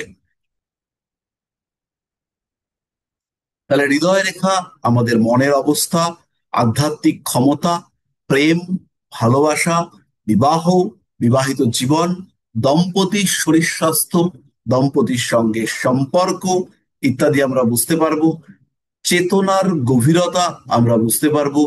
জমি, বাড়ি, জায়গা, ভূমি ইত্যাদির প্রাপ্তি, জমি জায়গা সংক্রান্ত মামলা, মোকদ্দমা, আইনি জটিলতা, বিবাহ সম্পর্কিত মামলা, এই প্রত্যেকটা বিষয় বুঝতে পারবো। কতটা স্নেহ জাতক পাচ্ছে, জাতকের মন কতটা ভালো আছে, জাতক কষ্টে আছে কিনা, এই প্রত্যেকটি বিষয়কে আমরা বুঝতে পারবো। আমাদের 3-4টে বিষয় রয়েছে মনের মধ্যে, যেমন চেতনা, কল্পনা, বাস্তব, অনুভূতি। এগুলো প্রত্যেকটা বিষয় আলাদা এবং এরা গভীরভাবে সম্পর্কযুক্ত। যেমন চেতনা, বাস্তব, কল্পনা, অনুভূতি, স্বপ্ন, এই বিষয়গুলো একে অপরের উপর নির্ভরশীল, কিন্তু প্রত্যেকে প্রত্যেকের থেকে আলাদা। এই যে বিষয়গুলো সম্পর্কে সাধারণ ধারণা, সেটা আমরা এই হৃদয় রেখা থেকে আইডেন্টিফাই করতে পারবো।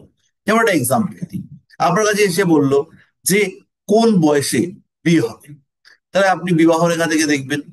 এরপরে একটা প্রশ্ন করলো যে কোন বয়সে আমার বাড়ি হতে পারে, তাহলে বাড়ির চিহ্ন হচ্ছে এইটা, এখানে একটা ত্রিভুজ হয়েছে, এইটা হচ্ছে বাড়ির চিহ্ন। এবার একটা জিনিস আমাকে বলুন যে আমাকে কি দেখতে পাওয়া যাচ্ছে?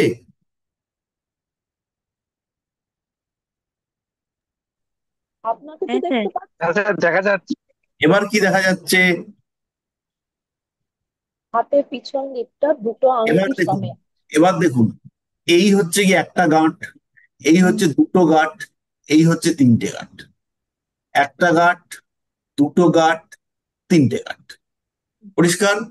আমি এইভাবে দেখছি, হাতটাকে ধরেছি, একটা গাঁট, দেখুন একটা গাঁট, দুটো গাঁট, তিনটে গাঁট।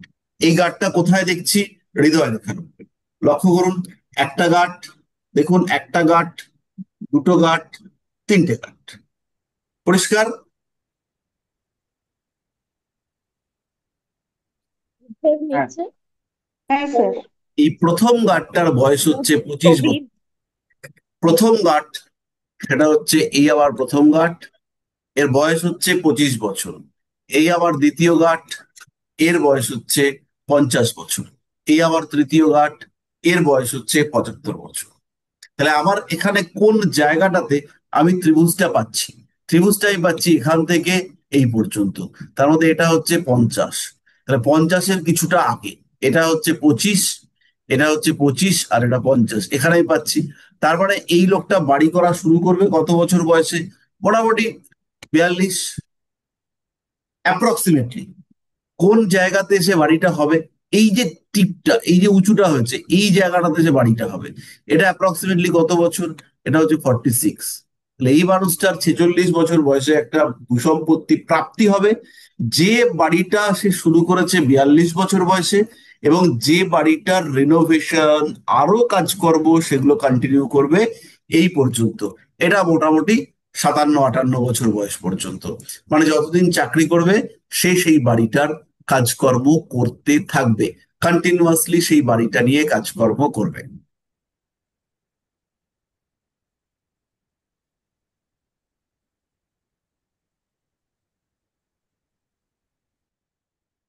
এই মানুষটারই এই জায়গাটাতে, এই যে আয়ু রেখাটা আমরা, সরি হৃদয় রেখা আমরা দেখতে পাচ্ছি, এই জায়গাটাতে একটু হেজি হয়ে গেছে, বা এখানে একটা গর্ত তৈরি হয়েছে, এবং এই গর্ত থেকে একটা পাতলা রেখা সেটা নিচের দিকে নেমেছে।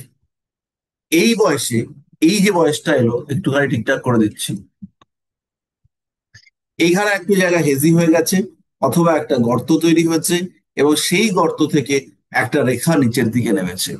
এইটা এই জাতক বা জাতিকার বিশাল দুঃখ প্রাপ্তির সংযোগ। এই জাতক বা জাতিকা মারাত্মক টাইপের কোনো কিছু হারাবে। হতেই পারে বাড়ি হারালো, হতেই পারে খুব কাছের কোনো আত্মীয় মারা গেল, হতে পারে কোনো একটা কারণে এর বিরাট সম্মানহানি হলো। এরকম হওয়ার সম্ভাবনা প্রবল ভাবে বাড়বে। পরিষ্কার হলো?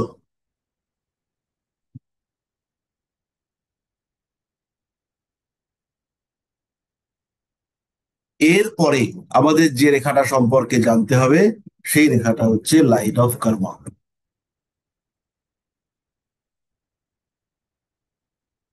লাইন অফ কর্মা হচ্ছে ভাগ্যরেখা। কেন এটাকে আমরা বলবো লাইন অফ কর্মা? কারণ এইটা আমাদের শনি ক্ষেত্রের দিকে গেছে।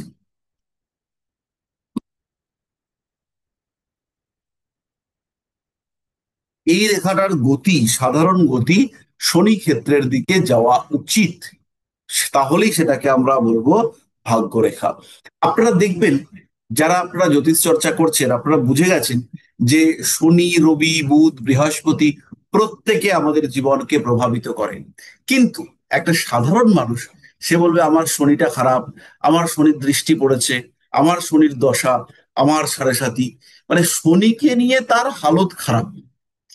এর একটা বড় কারণ হচ্ছে প্রাচীনকাল থেকেই শনি শনি শনি শনি শুনতে শুনতে আমাদের মাথার মধ্যে ঢুকে গেছে যে শনিটা খারাপ। এবং রিয়েলি শনি হচ্ছে জাজমেন্টাল প্ল্যানেট। যতটুকু করেছি তার ফল দেবে এই শনি। ফলে আমার কর্মা, আমার প্রারব্ধ, এই ব্যাপারগুলো শনির সঙ্গে ক্লোজলি অ্যাসোসিয়েটেড। তাহলে ভাগ্যরেখা যখন শনির দিকে যাচ্ছে, এই রেখাটা আমাকে চাকরি দেবে, এই রেখাটা আবার ব্যবসা দেবে, এই রেখাটা আবার ফিনান্সিয়াল স্টেবিলিটি দেবে, গ্রোথ দেবে, এগুলো সবই হচ্ছে গিয়ে এই রেখাটা দেবে। আচ্ছা, এই প্রসঙ্গে একটা ছোট্ট জিনিস বলি। আমাদের হস্তরেখার উপরে একটা ক্লাস আছে, সেই ক্লাসটার ফিজ হচ্ছে 99.99, 999 টাকায় আমাদের একটা হস্তরেখার ক্লাস রয়েছে। আপনারা যদি কেউ চান সেই ক্লাসে জয়েন করতে পারেন। এই ক্লাসটা 999 টাকা টোটাল ফি, এরকম নয় এটা যে মাসে মাসে টাসে কিছু নয়। 999 টাকা এটা কোর্সটার ফি। কেউ যদি পামিস্ট্রি নিয়ে আরো ডিটেলে জানতে চান, মানে পুরো কোর্সটাই করতে চান, তাহলে সেই গ্রুপে আমার অ্যাড হতে পারেন। 999 টাকা এই কোর্স ফিটা রয়েছে। আর এটা কিন্তু রেকর্ডেড ভিডিও, এখানে 110টা প্রি রেকর্ডেড ভিডিও পাবেন। এবং টোটালি আমরা যত হাত দেখছি বা যত হাত দেখেছি সেইগুলো সম্পর্কে কি দেখতে পেলাম, সেই ডিটেল গুলো আপনারা এই ক্লাসের মধ্যে পাবেন। লাইফ টাইম ক্লাস, এটাতে আপনারা জয়েন করতে পারেন। আচ্ছা, এটাকে আমরা ওকে দিই। তাহলে ভাগ্যরেখাটা শনির দিকে যাচ্ছে, তাই একে আমরা বলবো ভাগ্যরেখা বা লাইন অফ কর্মা। কি বললাম? Line of karma. তাহলে একে আমরা বলবো line of judgment, line of prarabdha, line of profession. এই রেখাটা যত ভালো, যত সুন্দর থাকবে, ভালো হাতে একটা ভালো ভাগ্যরেখা জীবন বদলে দিতে পারে। যাই হোক, ভাগ্যরেখা এটা আমাদের শুরু হবে মণিবন্ধের কাছ থেকে, এবং এটা শনির ক্ষেত্রের দিকে অগ্রসর হবে। কোনো কোনো সময়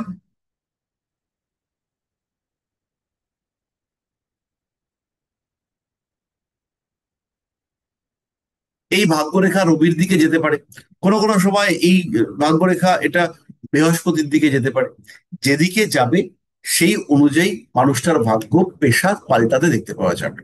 যদি বৃহস্পতির দিকে ভাগ্যরেখা যায়, জাতক একটু ভীতু প্রকৃতির, অতিরিক্ত সামাজিক, এরা প্রতারিত হয়, এরা চাকরি করবে, এবং এরা একটু টিচিং, কোনো কলেজে চাকরি, এই টাইপের চাকরি করতে এই মানুষগুলো পছন্দ করবে। এই ভাগ্যরেখাই যদি শনির দিকে যায়, তাহলে পরিশ্রমী মানুষ, প্রচুর খাটাখাটনি করবে, কাজকর্মের দিকে মতি আছে, কাজকর্ম করে নিজের জীবনটাকে বেটার করবার চেষ্টা করবে। এই বিষয়গুলো আমরা দেখতে পাবো। এই জাতকের প্রচেষ্টা এবং সেই প্রচেষ্টার সঙ্গে সাকসেসের সম্পর্ক আমরা পাবো কিভাবে? এইরকম ভাগ্যরেখা আছে, আর একটা রেখা এখান থেকে উঠে এর সমান্তরাল হয়েছে। কিন্তু ভাগ্যরেখা যদি আয়ুরেখা থেকেই ওঠে, সেটা কিন্তু খুব শুভ চিহ্ন নয়। এই জাতককে জীবনে প্রতিষ্ঠিত হওয়ার জন্য বাবা, প্রতিবেশী, আত্মীয়, কুটুম্ব, বাড়ির লোক, কারোর না কারোর উপরে ডিপেন্ড করতে হয়। তাই আমরা সবসময় চাইবো ভাগ্যরেখা ইন্ডিভিজুয়ালি উঠুক, এবং জীবনের কম বয়সে একটা রেখা আয়ুরেখা থেকে ভাগ্যরেখার সমান্তরাল হয়ে উঠুক, এবং সেই রেখাটা শনির ক্ষেত্রে প্রবেশ করুক, গিয়ে একটা ভালো পজিশন, একটা ডেপথ থাকুক এই রেখাটার মধ্যে। তাহলে পরে কি হবে? এই জাতক বা জাতিকা তারা প্রচন্ড পরিশ্রমী, চাকুরি প্রিয়, সিস্টেমেটিক লাইফের দিকে এরা অগ্রসর হবে এবং সেই সিস্টেমকে এরা মানতে পছন্দ করবে।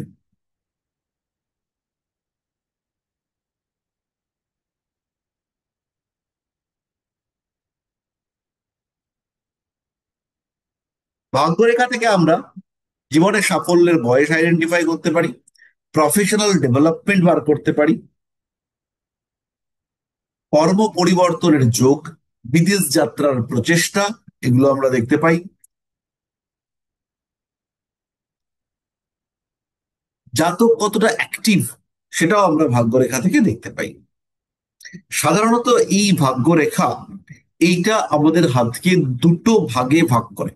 এই ভাগ্যরেখার এদিকে রয়েছে বুধ, রবি, মঙ্গল, চন্দ্র, আর এদিকে রয়েছে শনি, বৃহস্পতি।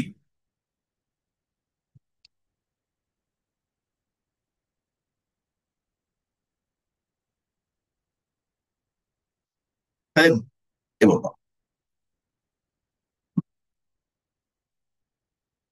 এই ভাগ্যরেখা আজকে কয়েকটা স্পেসিফিক ভাগে ভাগ করেছে, যার একদিকে রয়েছে রবি, বুধ, চন্দ্রমঙ্গল, আর একদিকে রয়েছে শনি, বৃহস্পতি, রাহু, শুক্র। তাহলে এই রেখাটা ক্রিয়েটিভিটি, পরিশ্রম, সৃজনশীলতা, প্রচেষ্টা, এরকম মানুষের কোয়ালিটি গুলোকে ডিভাইড করে দিয়েছে। তাহলে ভাগ্যরেখার বলবান হওয়া, ভাগ্যরেখার কানেকটিভ অ্যাক্টিভিটিস থাকা, এটা ভীষণ জরুরি।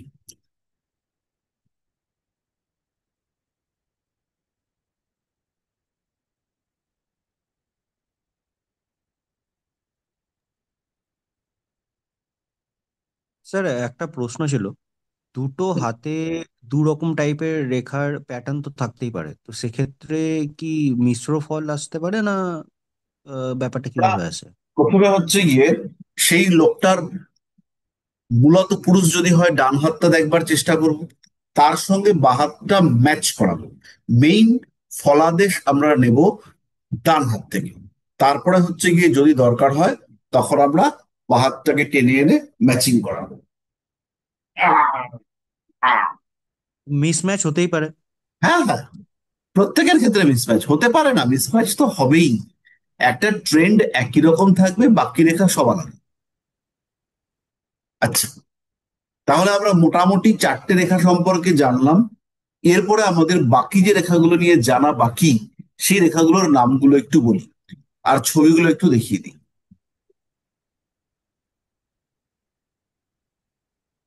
এরপরে আমাদের পড়তে হবে রবি রেখা। রবি রেখাকে আমরা পাবো রবির ক্ষেত্রে এইভাবে থাকবে আমাদের রবি রেখা, বা এরকম নাও থাকতে পারে, ভাঙা ভাঙা থাকতে পারে, কাটাকুটি থাকতে পারে, এরকম হচ্ছে আমাদের রবি রেখা। রবি রেখার পরে আমরা যেটাকে পড়বো সেটা হচ্ছে স্বাস্থ্য রেখা বা লাইন অফ লিভার। এটাকে ব্যবসা রেখাও বলা হয়। এটা কোথায় রয়েছে? এইভাবে আয়ুরেখার দিক থেকে উঠেছে আর বুধের ক্ষেত্রের দিকে গেছে। এটা হচ্ছে স্বাস্থ্য রেখা বা ব্যবসা রেখা। এরপরে যে রেখাটাকে আমরা জানবো সেটা হচ্ছে প্রবৃত্তি রেখা। এই রেখাটাকেই অনেকে দৈব অনুভূতি রেখার সঙ্গে মিলিয়ে ফেলেন। এটা কিন্তু দৈব অনুভূতি রেখা নয়। চন্দ্রক্ষেত্রের বাইরে এই রেখাটা থাকবে। চন্দ্রক্ষেত্রের বাইরে এই রেখা থাকলে তাকে আমরা দৈব অনুভূতি রেখা বলতে পারি।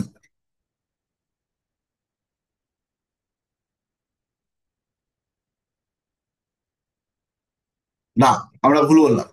এই রেখাটা থাকবে এই চন্দ্রক্ষেত্রের বাইরে, তাকে আমরা বলবো প্রবৃত্তি রেখা। এই রেখাটা চন্দ্রক্ষেত্রের মধ্যে চলে আসবে, তাকে আমরা বলবো দৈব অনুভূতি রেখা। এটা জ্যোতিষ চর্চাকারীদের জন্য ভীষণ ভালো একটা কম্বিনেশন। আপনাদের অনেকের হাতেই প্রবৃত্তি রেখা আপনারা দেখতে পাবেন। যাদের হাতে প্রবৃত্তি রেখা আছে তারা একটুখানি আমাকে ওয়াই লিখে জানান। প্রবৃত্তি রেখা হচ্ছে এরকম চন্দ্রক্ষেত্রে এরকম রেখা দেখতে পাওয়া যায়। না, এটা হচ্ছে দৈব অনুভূতি রেখা। আহ এইটা হচ্ছে দৈব অনুভূতি রেখা, আর প্রবৃত্তি রেখা হচ্ছে চন্দ্রকে ঘিরে।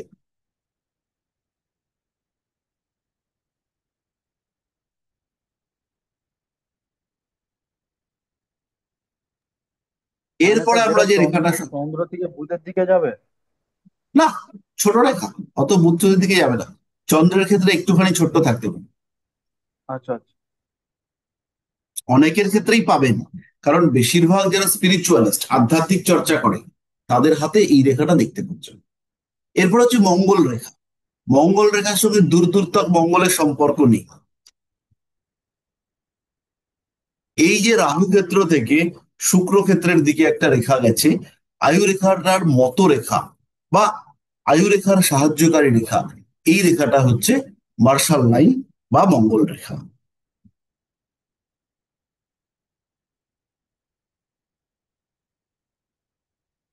এরপর একটা অসাধারণ রেখা সম্পর্কে আমরা জানবো, তার নাম হচ্ছে শুক্রবন্ধনী। শুক্রবন্ধনী হচ্ছে এরকম, আমার 4টে আঙ্গুল রয়েছে,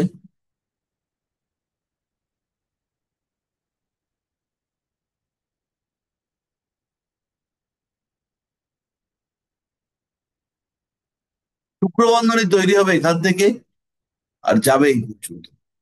অর্থাৎ কনিষ্ঠা অনামিকার মাঝখান থেকে শুরু হবে, তর্জনী মধ্যমার শেষে গিয়ে শেষ হবে। তার মানে কনিষ্ঠা থেকে উৎপত্তি এবং তর্জনীতে গিয়ে শেষ। এই শুক্র বন্ধনী কেন এই রেখাটার নাম, বা line of venous, girdle of venous, girdle of venous কেন এর নাম? কারণ হচ্ছে গিয়ে এই যে জায়গাটা, এই জায়গাটা দুটো গ্রহ রবি আর শুক্র তাদেরকে, তাদের অ্যাক্টিভিটিকে ব্লক করবার চেষ্টা করছে। এটা হচ্ছে নাম্বার 1। 2 নম্বর রিজন হচ্ছে শুক্রকে আমরা দেখেছি বৃহস্পতির ক্ষেত্রে তুঙ্গ হতে আর বুধের ক্ষেত্রে নিচস্থ হতে। তাহলে বুধের ক্ষেত্র থেকে বৃহস্পতির ক্ষেত্র পর্যন্ত একটা রেখা, তার নাম হচ্ছে শুক্র বন্ধনী। এবং এই রেখাটা যদি প্রমিনেন্ট থাকে খুব ভালো, কিন্তু যদি ভাঙাচোরা থাকে তাহলে কিন্তু চারিত্রিক গন্ডগোল সৃষ্টি হতে দেখতে পাওয়া যায়। অনেকের ক্ষেত্রে এই শুক্র বন্ধনী এরকম দেখতে পাওয়া যায়।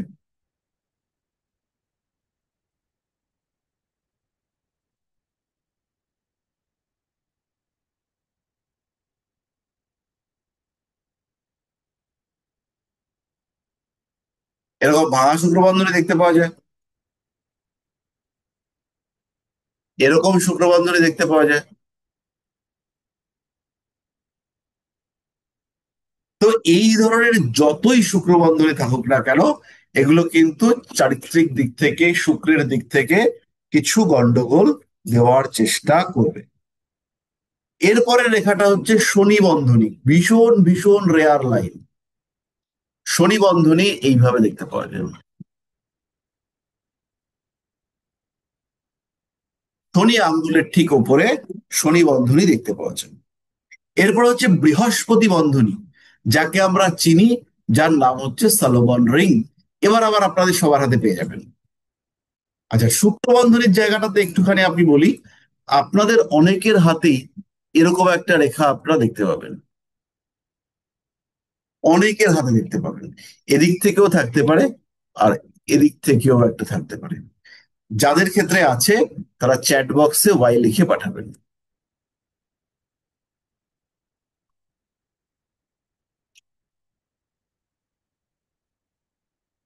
তো এই রেখাটা এরকম ভাঙা রেখা, এটা হচ্ছে ব্যাপক ক্রিয়েটিভিটি ইন্ডিকেট করে। ব্যাপক ক্রিয়েটিভিটি মানে ব্যাপক ক্রিয়েটিভিটি। এবার হচ্ছে বৃহস্পতি বন্ধনী বা সলোমন রিং। বৃহস্পতি বন্ধনী বা সলোমন রিং, এটাও আপনারা নিজেদের হাতে পাবেন। একটু ভালো করে দেখলেই দেখতে পাবেন এই বৃহস্পতির আঙ্গুলে এরকম লাইন্স রয়েছে, কারোর বড় কারোর ছোট। যাদের আছে একটা ছোট্ট ওয়াই, এই রেখাটা সৌভাগ্য নির্দেশ করে। এরা পড়াশুনো করে এবং এদের মধ্যে কিছু জ্ঞান অটোমেটিক্যালি থাকে, এরা বাস্তব বুঝতে পারে, এরা খুব ভালো জ্যোতিষ বা বিজ্ঞান সংক্রান্ত কিছু জিনিসপত্র এরা করতে পারে। এরপরে আমাদের 12 নম্বর লাইন, 12 নম্বর লাইনটার নাম হচ্ছে শিক্ষা রেখা, line of education. Line of এডুকেশনটা আপনারা দেখতে পাবেন, খুব রেয়ার, খুব কম লোকের চার্টে আছে। এই রেখাটা আপনারা দেখতে পাবেন এইখানটাতে তৈরি হয়ে যায়। এই যে এই জায়গাটা শেষ হলো, এই যে মধ্যমা আর অনামিকার মাঝখানটা, এখান থেকে এরকম রেখা দেখতে পাওয়া যায়। এই রেখাটা হচ্ছে লাইন অফ এডুকেশন বা শিক্ষা রেখা। লক্ষ্য করুন এরকম একটা লাইন। এই রেখাটা হচ্ছে লাইন অফ এডুকেশন। খুব কম লোকের ক্ষেত্রে দেখতে পাবেন, যাদের ক্ষেত্রে থাকে তাদের বিশেষ শিক্ষা প্রাপ্ত হয়। এরপর আমাদের সেই রেখাটা মানে হচ্ছে বিবাহ রেখা। বিবাহ রেখা আমরা কোথায় দেখতে পাবো? বিবাহ রেখা আমরা দেখতে পাবো এই যে বুধ ক্ষেত্র, এই যে বুধ ক্ষেত্র, এই বুধ ক্ষেত্রে এটা হচ্ছে হৃদয় রেখা। হৃদয় রেখার ঠিক ওপরে এরকম জায়গাতে যে রেখা আছে, আমাদের বেশিরভাগের ক্ষেত্রে দুটো করে রেখা আছে, একটা একটু নিচের দিকে আর একটা একটু উপরের দিকে। হাত খুলে দেখে নিন, মিলে যাবে। যারা পেয়েছেন দুটো রেখা, আমাদের বেশিরভাগের ক্ষেত্রেই থাকবে। এই এই দুটো রেখা মানে যে দুখানা বিবাহ হবে তা কিন্তু নয়, এটা সম্পর্ক হতে পারে। দুটো রেখা মানে হচ্ছে এডুকেশনাল ফিল্ডে গ্রহণযোগ্যতা বেশি, দ্রুত শিখতে পারেন, এটা হচ্ছে গিয়ে দুটো বিবাহ রেখার আর একটা সিমটম। তবে দুটো বিবাহ রেখা থাকলে দাম্পত্য জীবনে অশান্তি আসে।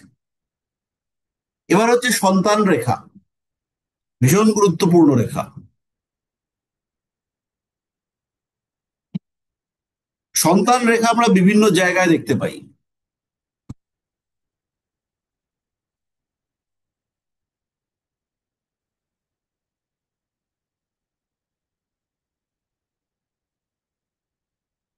এরকম বিভিন্ন জায়গায়, অর্থাৎ বুধের ক্ষেত্রে খাড়া খাড়া রেখা, মঙ্গলের ক্ষেত্রে অনুভূমিক রেখা, বৃদ্ধাঙ্গুলির দ্বিতীয় পর্বে কিছু রেখা, এগুলো সন্তান রেখা হিসেবে নির্দেশিত হয়। এরপরে হচ্ছে উন্নতি রেখা। উন্নতি রেখা বিভিন্ন জায়গায় দেখতে পাওয়া যায়।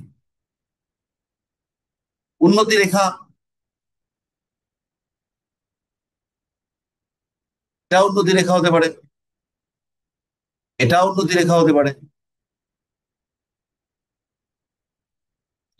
কিন্তু যদি এই রেখা কেটে বেরিয়ে যায়, উন্নতি রেখাটা হবে এরকম, এটা হচ্ছে আমার মূল রেখা, এখান থেকে বেরিয়েছে, এটা হচ্ছে উন্নতি রেখা। কিন্তু যদি এটা এরকম হয়, তাহলে এটা হচ্ছে অবনতি রেখা।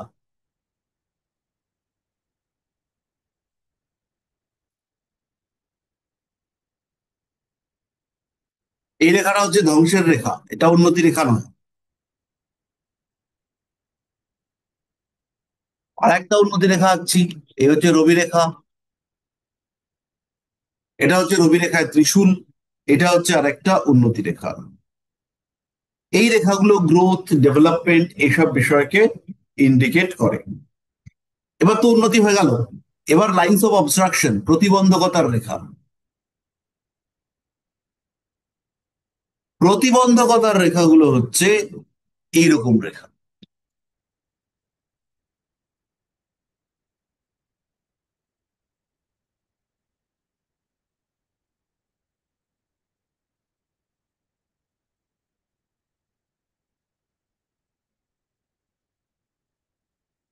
প্রতিবন্ধকতার রেখা এখান থেকে আসতে পারে।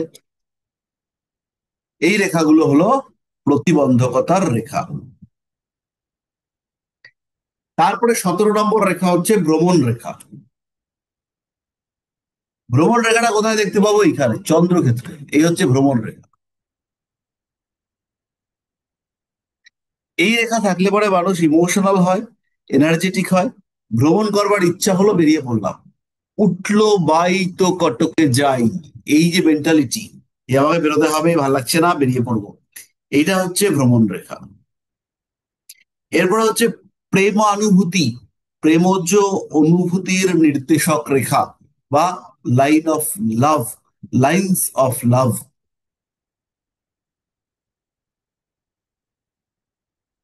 এইগুলো হচ্ছে লাইন্স অফ লাভ, প্রেম অনুভূতি রেখা।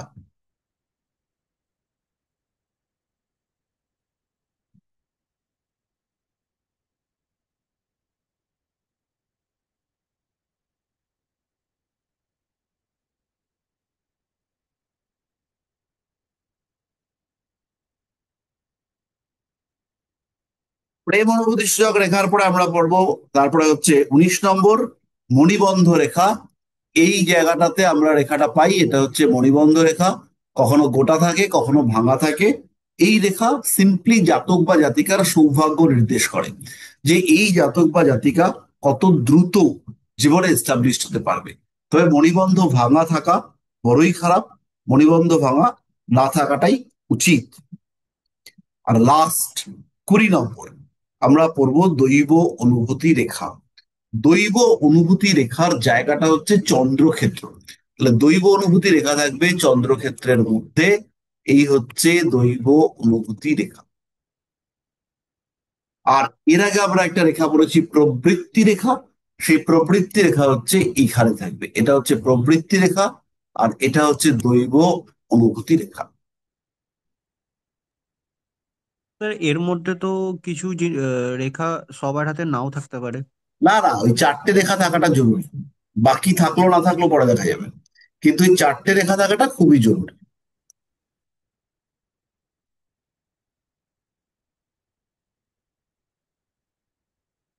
ফুল স্যার 4টে রেখা মণিবন্ধন আমরা চাইবো।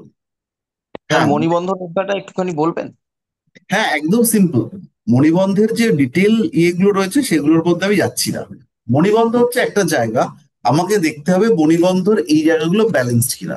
যেমন আমি একটা হাতকে দেখাচ্ছি, এখানে চন্দ্রক্ষেত্রটা কতটা উঠে এসছে দেখুন, এই এতটা। তাহলে এই মণিবন্ধ থেকে এই হাতটা ব্যালেন্সড নয়। তাহলে আমার হাতটা কিরকম হবে? আমাদের হাতটা হবে এরকম, এটা হচ্ছে ব্যালেন্সড। এরকম ব্যালেন্সড হাতে যদি একটা মণিবন্ধ থাকে আর 2-4টে ছোটখাটো থাকে, তাহলে এই জাতক জীবনে একদিন না একদিন কোটিপতি হবে। এটা হচ্ছে বেস্ট। এই এরপরে হচ্ছে মণিবন্ধ, দুটো মণিবন্ধ, ভাঙা মণিবন্ধ, ওই সমস্ত গুলো আসতে থাকবে। তার মানে দুটো মণিবন্ধকের দুটো থাকলে স্যার আলাদা। কি হবে? হ্যাঁ, শুনতে স্যার পাইনি? দুটো থাকলে কি হবে? আমরা তো এই রেখাগুলো সম্পর্কে ডিটেলে পড়বো। দুটো মণিবন্ধ ভালো যদি ভাঙা না থাকে, দুটো মণিবন্ধ খুব ভালো, কিন্তু একটা মণিবন্ধ হচ্ছে একদম যেন রাজতুল্য চিহ্ন। যদি হাতের মধ্যে এরকম একটা চিহ্ন থাকে, আমি একটা এঁকে দেখাচ্ছি, এইটাতে দেখা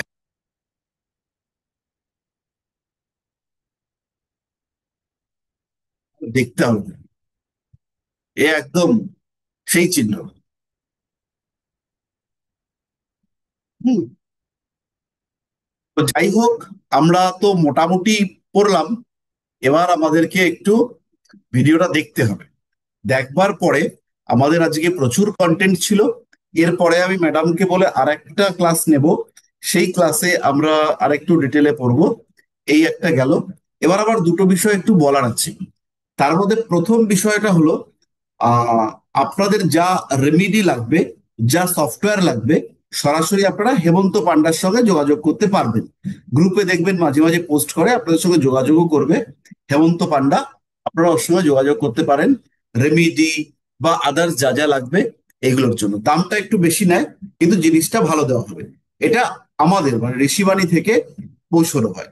আপনাদের যা যা লাগবে, রুদ্রাক্ষ, কবচ, ইত্যাদি ইত্যাদি ইত্যাদি ইত্যাদি যা লাগবে, স্টোন, সবকিছু আপনারা হচ্ছে গিয়ে নিতে পারেন, সফটওয়্যার সবটাই।